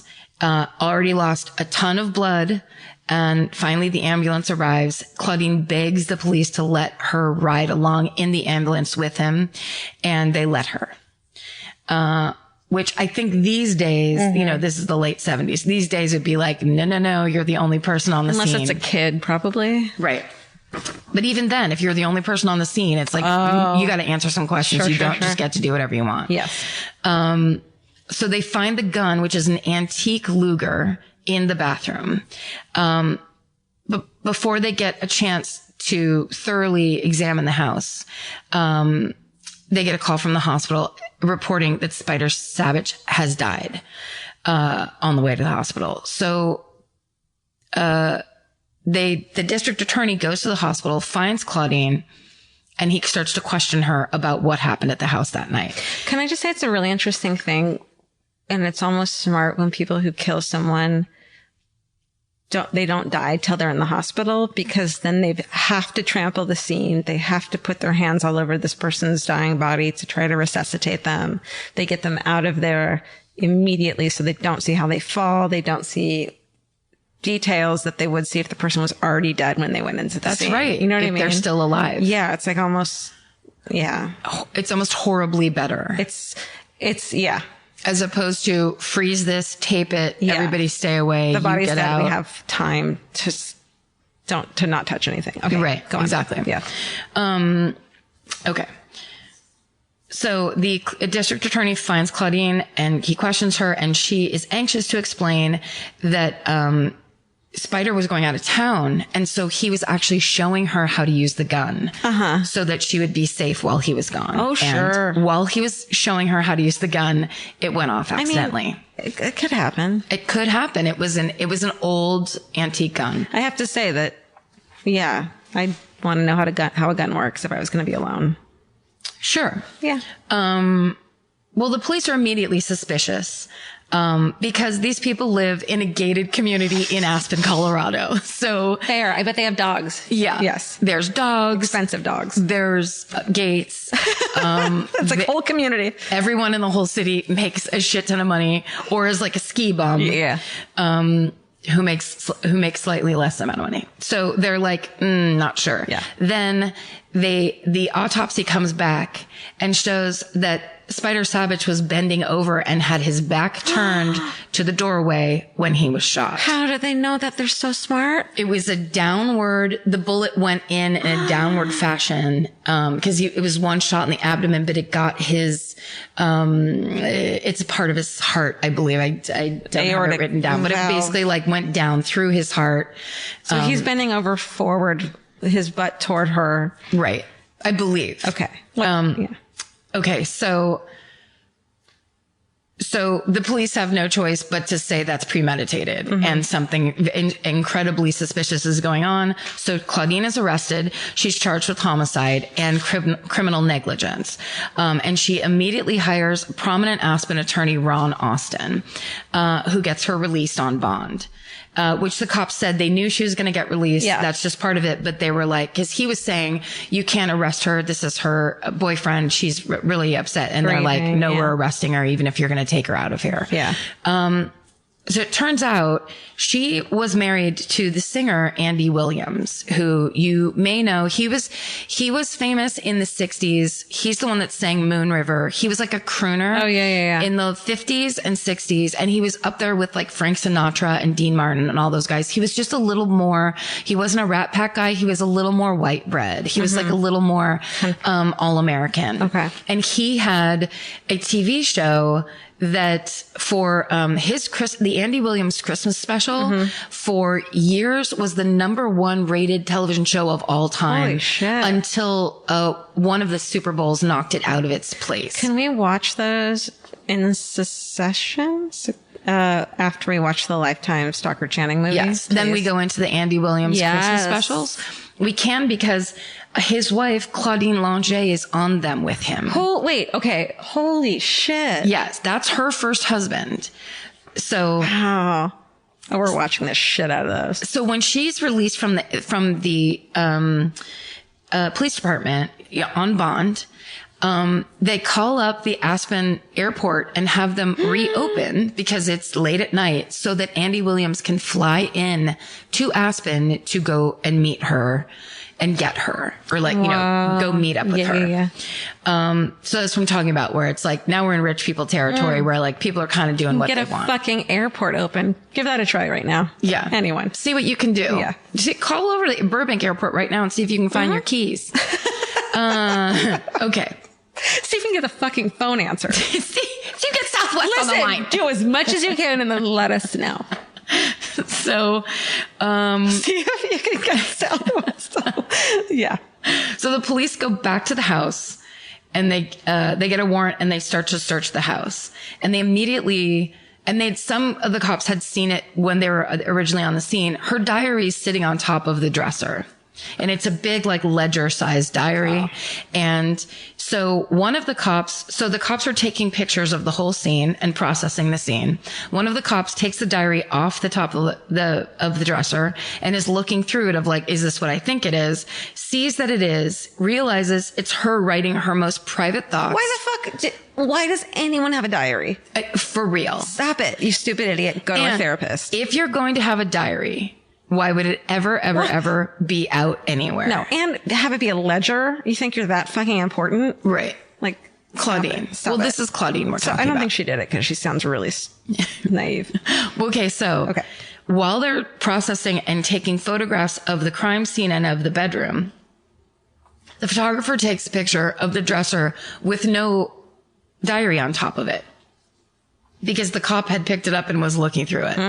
Then the cop put it back. And then more pictures were taken. With the diary. Okay. Love it. Yeah. Okay. I don't know. Why did I put my paper down? Because you're telling me the best story. I had to use my hands to show you what a book looks like. That was a ledger. I could tell by the way your hands were. Right. Oh, it was nice. It was big. Oh, you can see that string that goes down the middle. Sure. So that'll come back later. Okay. And also there was a couple other things. Okay. So about Claudine. So we'll learn about her a little bit. Claudine Lange was born in Paris. She moved to Las Vegas when she was 18. Oh, honey. She wanted to be a star. Oh, Jesus. She's a singer. She's gorgeous. So she looks like she has a bit of an Amanda Peet look to her. So like strong feature. Yes. But like sexy. A flared nostril, very sexy, but also, very soft-spoken, and had kind of like a soft-spoken singing voice. And the woman there was somebody that worked with her at the Folies Bergère at the Tropicana in Vegas, which was like the big burlesque show in Las Vegas at the time. And this is before Las Vegas was like cheap and gross. It was like classy as fuck.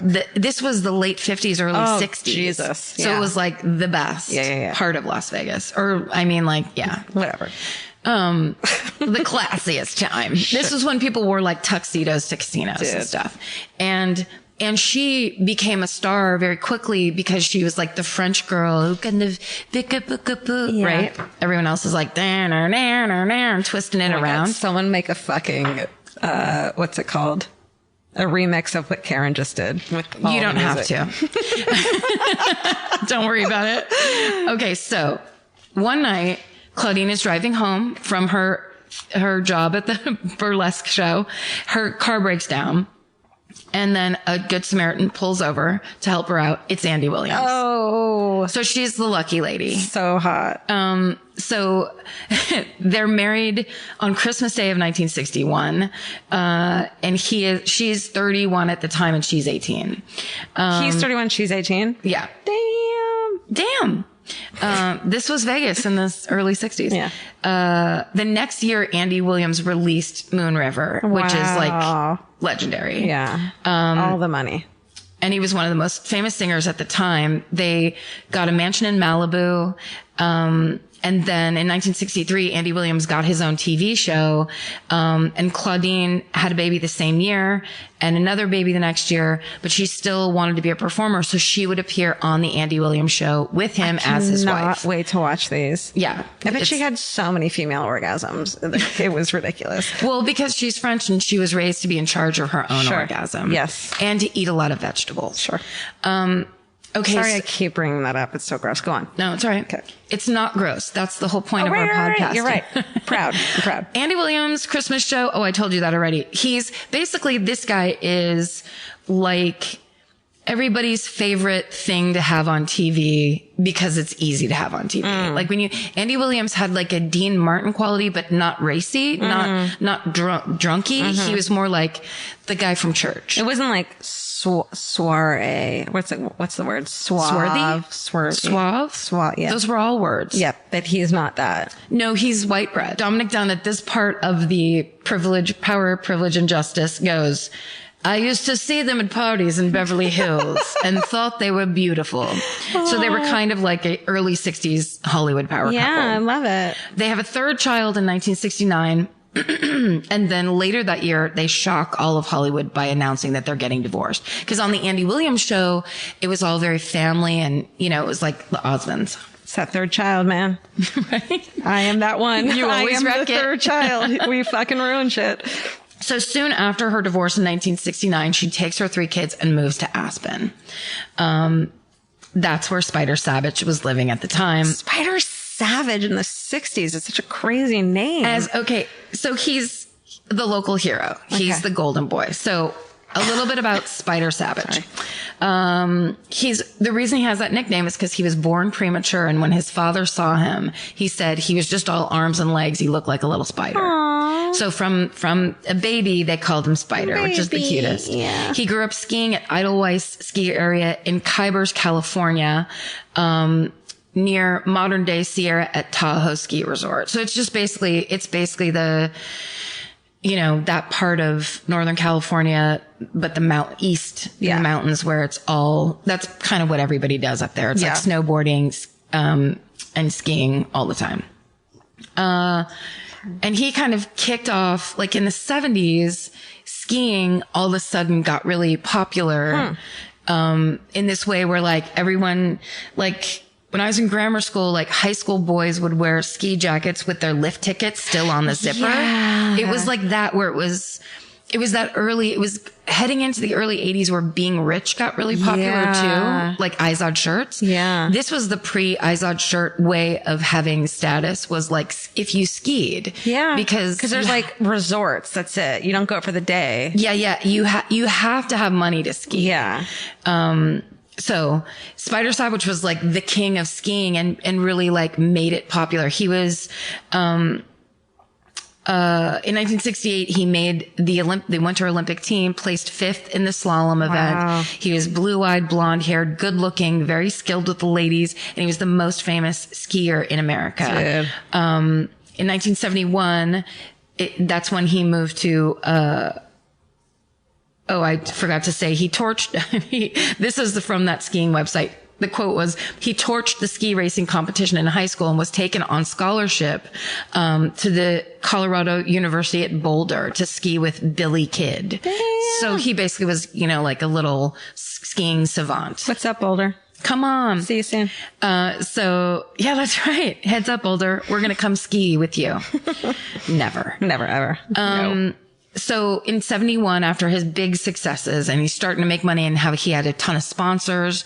And also you see these pictures. He was just cool looking. Like he had a real chiseled jaw. He kind of looked like, Dennis Wilson, the drummer for the Beach Boys, like the hot brother, where you're like, what's he doing? They never let him talk. Yeah. He looked like that guy with like, he had big sideburns. They never let him talk. Why can't just let Dennis talk? I just want to hear what he has to say. So he's the drummer. So he he always had like striped turtlenecks on. Like he was just cool. He was cool, dangerous, He was like, kind of seeming. He was like a beatnik kind of. Exactly. Before that was like, yeah, like sunburned cheeks, rugged, outdoorsy, but then also sexy. super fucking hot. Okay, so 71, he moves to Aspen because it's the place to be for pro skiers. And obviously he's the star, so he's going to be in the middle of all that. But he's 27. He's the richest pro skier on the circuit. Wow. And there was a movie that Robert Redford starred in called Downhill Racer that is allegedly based on Spider Sabich's life. Redford. So like totally. Robert Redford played him in the 70s. That's how hot this guy was. Exactly. Okay. So, that's when he moved, he's 27 when he moves into Starwood. His neighbors are John Denver, who was the hugest music star at the time, and the man who owned Sears, Edgar Stearns, I believe his name was. So Sears plays into both of our fucking murders. Sears, baby. Yeah. That Sears was, the 70s was all about Sears. Roebuck and Company. There's nothing like looking through the Sears catalog at Christmas time, trying to figure out what you wanted to get for Christmas. Do you know that there's a book, there's like 3 books of, it's just Sears catalogs from the 50s, 60s, and 70s. I'm buying this for you. You know, Wacko? Yes. They have this place in fucking Hollywood, or like in Silver Lake, has these insane books that they just made the whole catalog. That's Of crazy. Sears shit for sale. And I would get so like into greedy. What am I going to get? I want that. Yeah. That I would take it into the curtains area, because right after the toys was like the curtains, and I'd be like, I want these curtains. Like my greed couch, wouldn't end. It's not greed. It just kept going. It's I just wanted a dream everything for your future. It was just dreams of having nice things. And now you can do it. But you have dogs, so you can't. That's right. They'll rip those goddamn curtains down. Fucking would. Okay, so Yeah, go.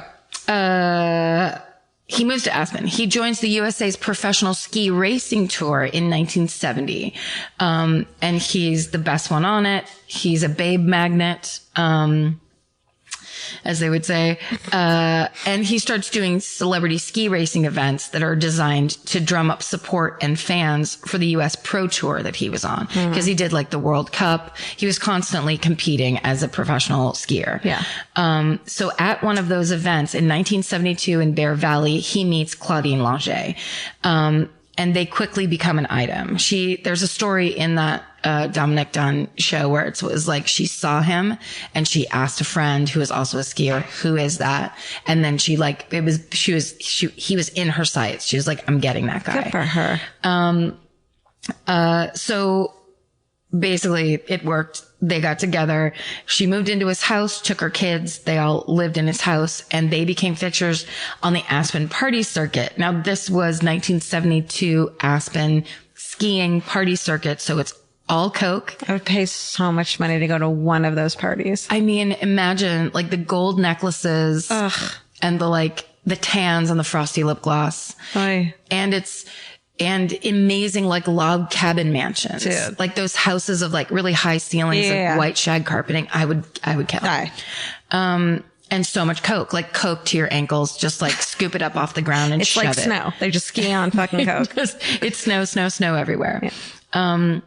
And they are truly the it crowd. So there's a lot of people that actually didn't like her because she moved in so quickly, and he was so popular and had so many girlfriends and friends, and, got around and was this young, beautiful playboy pro athlete. And she basically got in there and locked that shit down and was like, I'm in your house. We're boyfriend, girlfriend. So after she moved in, his wild days abruptly ended, which was a hard adjustment for him.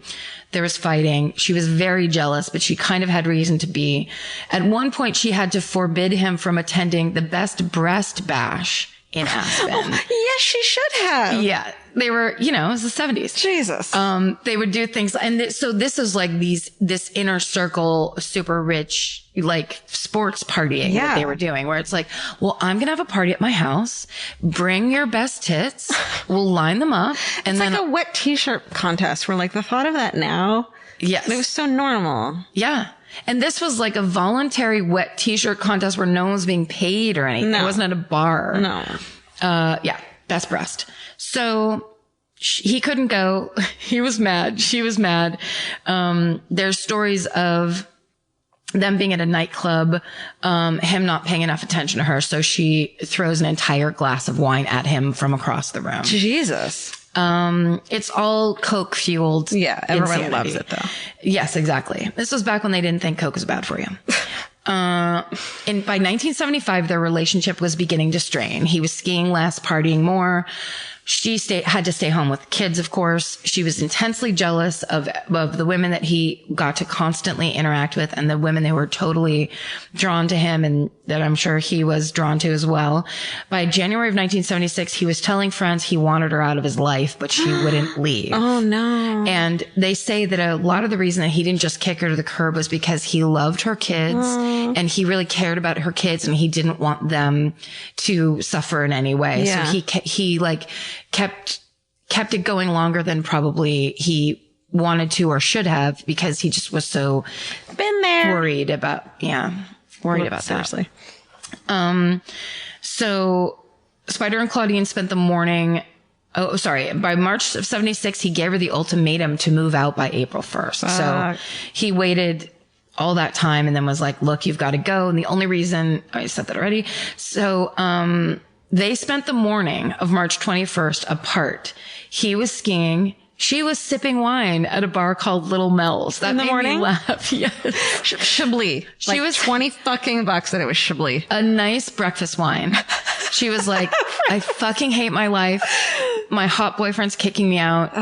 What am I going to do? My favorite murder line of breakfast wines. Please. They go with eggs. Yeah, you can pour it into cereal.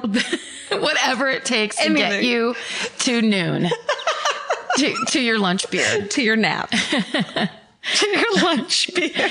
Okay, so later that day, she joins him at a party at the home of an ABC sportscaster. I should have written his name down. It was Bill something. It's always Bill something. But I also love that it's like there's an afternoon party. Yeah. Like, Yeah. whatever. But people noted that at this party, they were not their normal selves. They weren't being warmed. They were barely around each other. Yeah. And they left separately. A lot of people noted it. So a little bit later that day, she was seen driving around town erratically. And she eventually drove through the gates of Starwood at a very high rate of speed. Breakfast wine. Fueled, It'll get you. car rage. Ugh, so many times it's gotten me. Chablis. And then very soon after her speeding through the gates of Starwood, the gunshots were reported. Come on. Yeah. So, the ballistics showed that she was standing more than 6 feet away from Spider when the gun went off. And Spider's father was a highway patrolman and he grew up with guns. He knew a lot about gun safety and proper gun handling. And he would have never taught someone to shoot inside the house. Right. That's just basic gun safety stuff of if you're teaching someone how to use a gun, you don't let them hold the gun And point it at you. Point it at you, B, and you don't do it in the bathroom, C.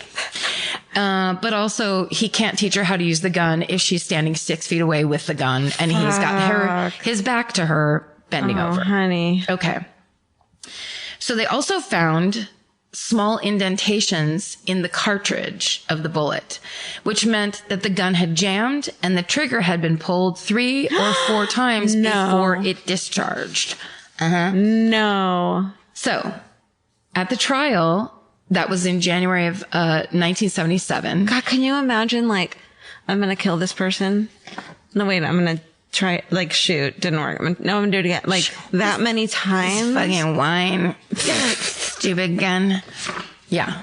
She just has to stand there, like, keep trying. And also, he's about to take a shower. So, like, is the shower running? He can't hear the clicks. Like, she's so far away. He doesn't even know she's in the room.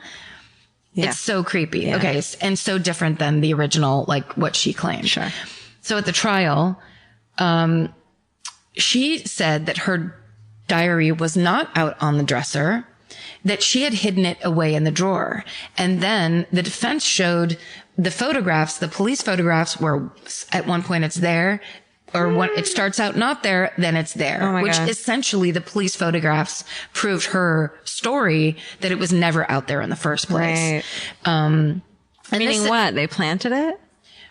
Right. But that they found it, that they basically weren't allowed to search. Cause if you have something in a drawer, that's not really, yeah, you can't search for it. That's illegal search and seizure, I guess. Oh shit. So yeah, I guess. Okay, so that makes it's sense. like considered private. I don't know. Right. Like it has to be out in open view. Everyone hide your diaries. Go now. Deeply and between your mattresses. So,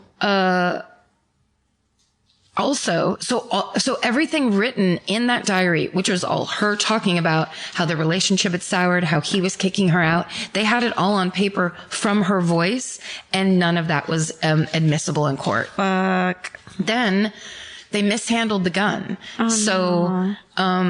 When a cop picked it up with a handkerchief and put it into the glove box of a cop car.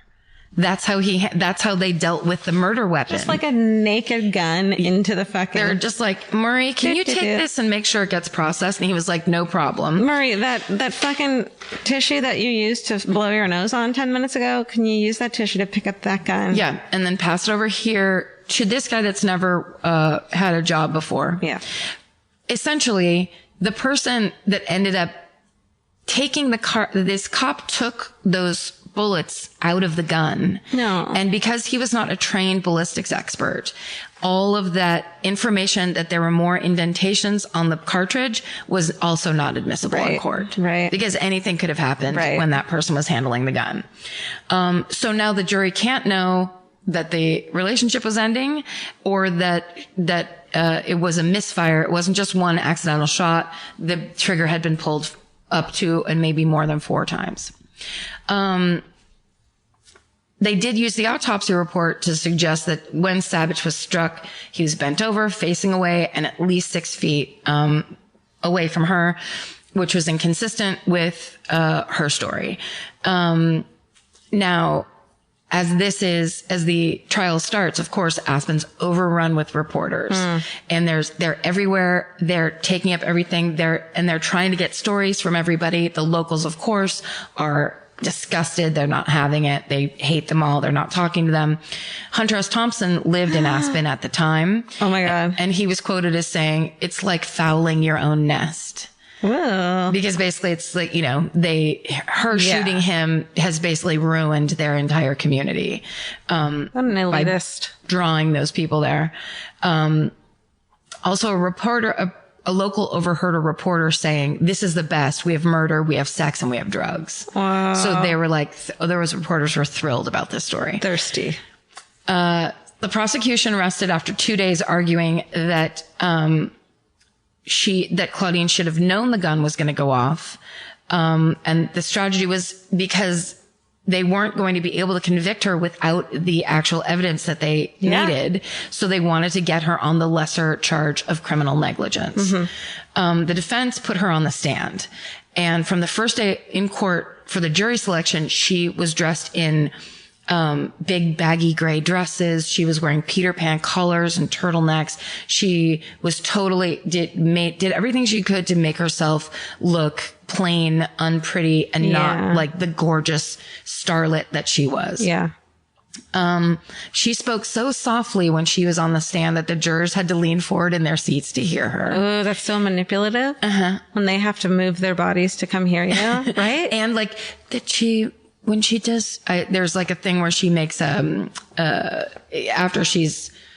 it's over, she makes this public statement and she's like, "I just want to say that," like she really does talk like a little kitten girl all the time.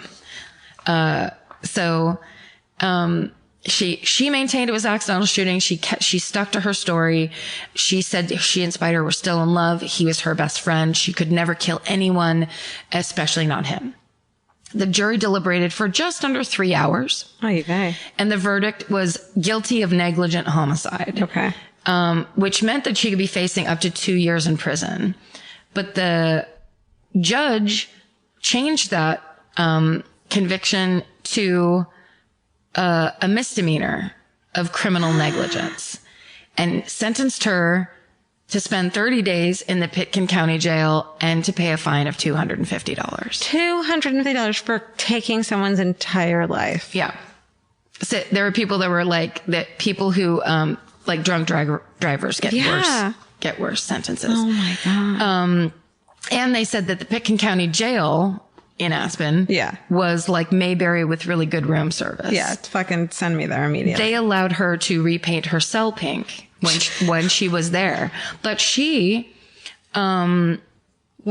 The judge said that she had to serve her 30 days in jail, but that she could do it when it was convenient for her.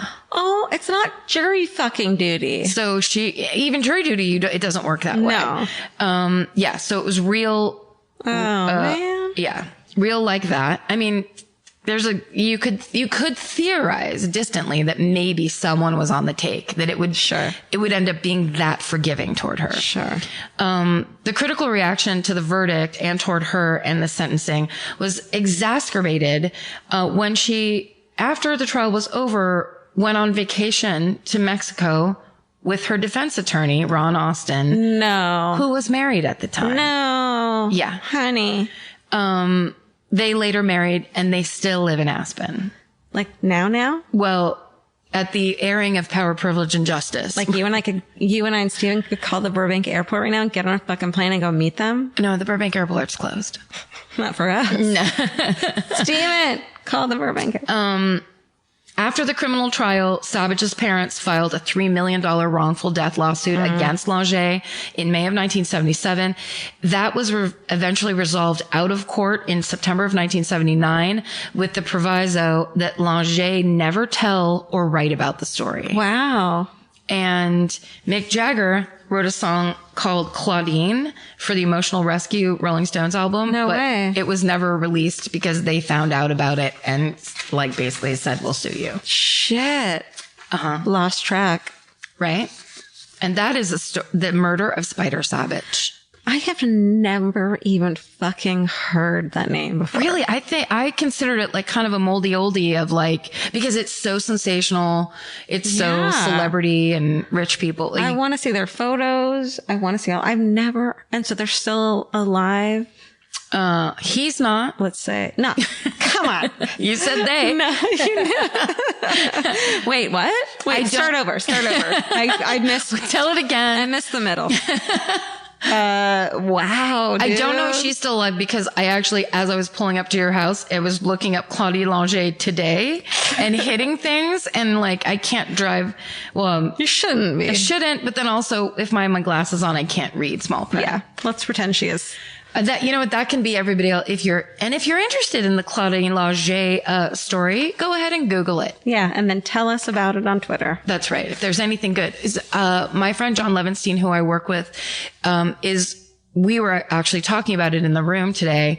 And he said, I think there was a hoax. There was something about a hoax in that case, but I looked it up in 4 different ways and I couldn't find anything about what he was talking about. Where are her kids is what I want to know. And can they have a podcast? Well, Andy Williams, when all that started, he flew in and he would go to court with her. Aww. He like stood by her and really supported her. And I think maybe just as much for the kids as anyone else, but like there was a bit of a like united front presentation in that way, which always helps the defense when also helps those kids. Like it's not, I mean, at least they had someone, I don't know. And just makes me feel slightly better that they could go back to their Malibu mansion and go live there and, you know, and at least have a dad around. Sure. Normalish life. Oh, so awful. Man. Yeah. What a boomer. Okay, we are back. Karen, do you have any updates? I do. Yes. Claudine Langer is now in her 80s, still married to that former lawyer, Ron Austin. In 2022, it was revealed that Spider Sabich had a daughter in 1967. Her name is Missy Grice. She didn't know who her birth father was until she was 20 years old. She's now contributed to various documentary projects on her father's life. Recently, she worked with Amy Redford, who is Robert Redford's daughter, on her feature-length documentary. And Amy Redford says that this documentary tells the whole Spider Sabich story. So it looks like it's still in production, but it's really cool, this idea that there's going to be like this kind of like next generation of TV and films that are these stories that we have been talking about for 10 years. You know what I mean? I just like all of these things that when we hear about them or they come up, it's like, I can't wait to see that. And I can't wait to see how somebody else tells the story. I know, like when I was researching the mainline murders again, I was like, I wish I could redo this story because it's so fascinating. I want to talk about it now again. I mean, I wish I could redo every single goddamn episode that we've heard so far. Hopefully that's a given. People that listen to these understand that. Right. Because we just do so many great ones. Yeah. And it used to be when we did these stories, like my documents were never more than 5 pages long. Right. Isn't that hilarious? That's so They're funny. now 3 times longer. Yeah, they're so much longer now. I fear what I was like then. I was 37 at the time. This was episode 75. We've done 500 episodes now. Like that, I want to do some let's start from the beginning and do them all over. What if we did 500 episodes again? Oh, the real answer? Yeah. The final murder would be our double murder for sure. Wouldn't it? Doesn't it feel like it? Yes. All right, well, let's head back in to wrap up the show. What's your positive of the week? I don't know yet. What's yours? I went first last so week. hard telling my whole story for so long. I was trying so hard to think of it. You know what? It's running errands with Vince. Like he's not working right now, which is great. I mean, he's our tour manager, but yeah, he's working a lot. He's working a lot. He doesn't have to go to. He doesn't have to go to a job anywhere, which is kind of new for us.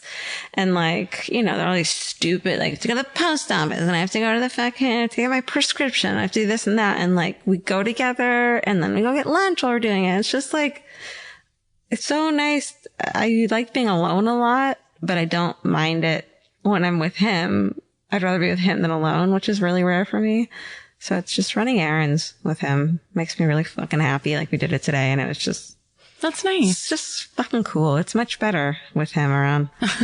It's good you married him. I know, right? It's going to keep him around a little bit. Yeah. At least through our tour. What's yours? Trying to think. I mean, I love that dinner that we got to go to. Oh. Our friends invited us to a weekly dinner that they do, which was very cool. And it was just like one of those things where I was sitting there and it was such good food and it was such fun, like smart, funny people. And it was one of those, the feel of it, I was like, oh, this is how like healthy adults live their life. Yeah. Like this is how you're supposed to do it. It's not like when you have a weekly meeting, it's like you have, it's not like, I'll see you when I see you. It's like you have this obligation to these people, and throughout the week, like however bad your week is, you know, you're still going to see these people on Sunday, and it's going to be nice. And I kind of like when people, make a community for themselves. Yeah. Or make like, if you don't have the family around you that maybe either you used to have or that other people do have or don't have, you still set up kind of like a community for yourself. It's good. I think it's so healthy for people to do that. It's nice when you turn your friends into family. Mm-hmm. So thanks, Dave Clock, for inviting us. Thanks, Dave Clock. And also, thanks for that restaurant. I don't know, maybe we shouldn't blow it up, but because I don't normally like red sauce, and that bread, there was a bowl of red sauce they gave you to dip your bread in. And I was just like, I would like to do this for the rest of my life. And the bread was just like insane rosemary bread. That was just like fucking the best bread I've ever had. It was really good. That was really nice. Yes. Because the first thing I thought it was like, I did a comedy show, but I was like, I hated my set and I hate this and yeah. And so I don't know. All right. Well, I think that's lovely. Thanks. Okay, we are back. I just got to say this. The thing that I say that is my favorite thing of the week, we talk about going out to dinner with our friends and how lovely it was. Mm-hmm. And it was. And one of those friends that we were at dinner with that night has since died. And it is one of the saddest, first of all, like one of the saddest deaths of a young person who died too young. Mm-hmm. His name is Neil Mahoney. And it breaks my heart to think about that night and how fun and excited I was and we all were to be there and what a great time we were having. And I just think it's a good thing to point out of like, do not take your friends for granted. Do not take your family for granted. Don't really take any of this for granted because, as I've said 1,000 times, we're on a clock. Yeah. And it's kind of shocking to look back and be like, oh, that makes me really sad. To be like, that was this highlight of my week. Totally. And it feels so recent, but that was so long ago. It was so long ago. It's just crazy how much things change. It really is. I mean, it is weird too, because this is our lives that we're looking back on. Right. It's nuts. It's our actual lives. None of this was fucking written for your enjoyment. And actually, we were just like at home, not doing the things we're talking about. Right. But then the other side of that is that it's so cute. You're like, my favorite thing this week is me and Vince ran errands together, where I'm just, and here we are 10 years later. Like, it's just so, it's so sweet. And hearing about the pod loft and my new apartment that I was so excited about, and it's like, things are so different now. I was able to like buy a home. Yeah. Vince is with me every day running errands still. It's very, I just feel like no time has passed and so much fucking time has passed at the same time. Yeah, it's wild. Yeah. Okay, so for the titles of this episode, it's originally called Breakfast Wine. But if we were going to name it today based on something else, maybe we would name it... Pocket Full of Glitter, which is my demand to Steven. I love it. We could also call it A Skipper's Dream Show because it was so short in the intro. Yeah, that's true. And by short, we meant not 35 minutes long. Insanity. Also, we could call it Every Other Kind of Math, which is George's joke about being bad at the present math she's talking about and every other kind of math. Always and forever. All right. Well, thank you guys for listening to another episode of Rewind. Let us say goodbye in 2017. Thank you guys for listening and for being fucking cool as shit. And we're on Twitter and Instagram and all these places and all that stuff. And thank you. And mostly stay sexy. And don't get murdered. Elvis, you want a cookie? Wait, you want a cookie? Okay. Bye. Bye. Hey, everybody. Here's the thing about other home security systems. They're all designed for after the window breaks, after someone's inside, after you get the notification, after the police come. SimpliSafe is the first system designed for before, stopping a break-in before it even begins. That's right. Unlike traditional security systems that only alert you after a break-in is already underway, SimpliSafe is designed to help prevent the crime before it starts. Their cameras can detect suspicious activity at the perimeter and alert live U.S.-based agents. Then SimpliSafe's agents assess the threat, intervene, speak through the camera to scare off the intruders, and call for 911 dispatch. That's right, and SimpliSafe has been protecting your world for 20 years, everybody. So celebrate their anniversary and save 60% on your new SimpliSafe system at simplisafe.com/stuff. That's 60% off, you guys, at simplisafe.com/stuff. Plus, when you order, write in our show name and the How Did You Hear About Us survey to let them know that we sent you. Don't forget, there's no safe like SimpliSafe. Calling all amateur detectives and podcast obsessives. Virgin Voyage's second true crime voyage sets sail March 20th, 2027 for a 5-night escape to Grand Turk and the Beach Club at Bimini. As part of the On Air at Sea collection, this immersive sailing brings together fan favorite podcasts, including Disgraceland, Buried Bones, and Wisecrack, for live recordings, behind-the-scenes access, exclusive meet and greets, and crime-themed programming that you won't find anywhere else. All aboard our award-winning, kid-free ships. Head over to virginvoyages.com/truecrime to secure your spot. Goodbye. I'm Nancy Glass, host of the Burden of Guilt Season 3 podcast. This is a story about a horrendous situation that destroyed 2 families. It's a scorched earth war that shows just how far someone will go to get what they want. Cindy said I had to choose between the truth and my family, and I had to choose the truth.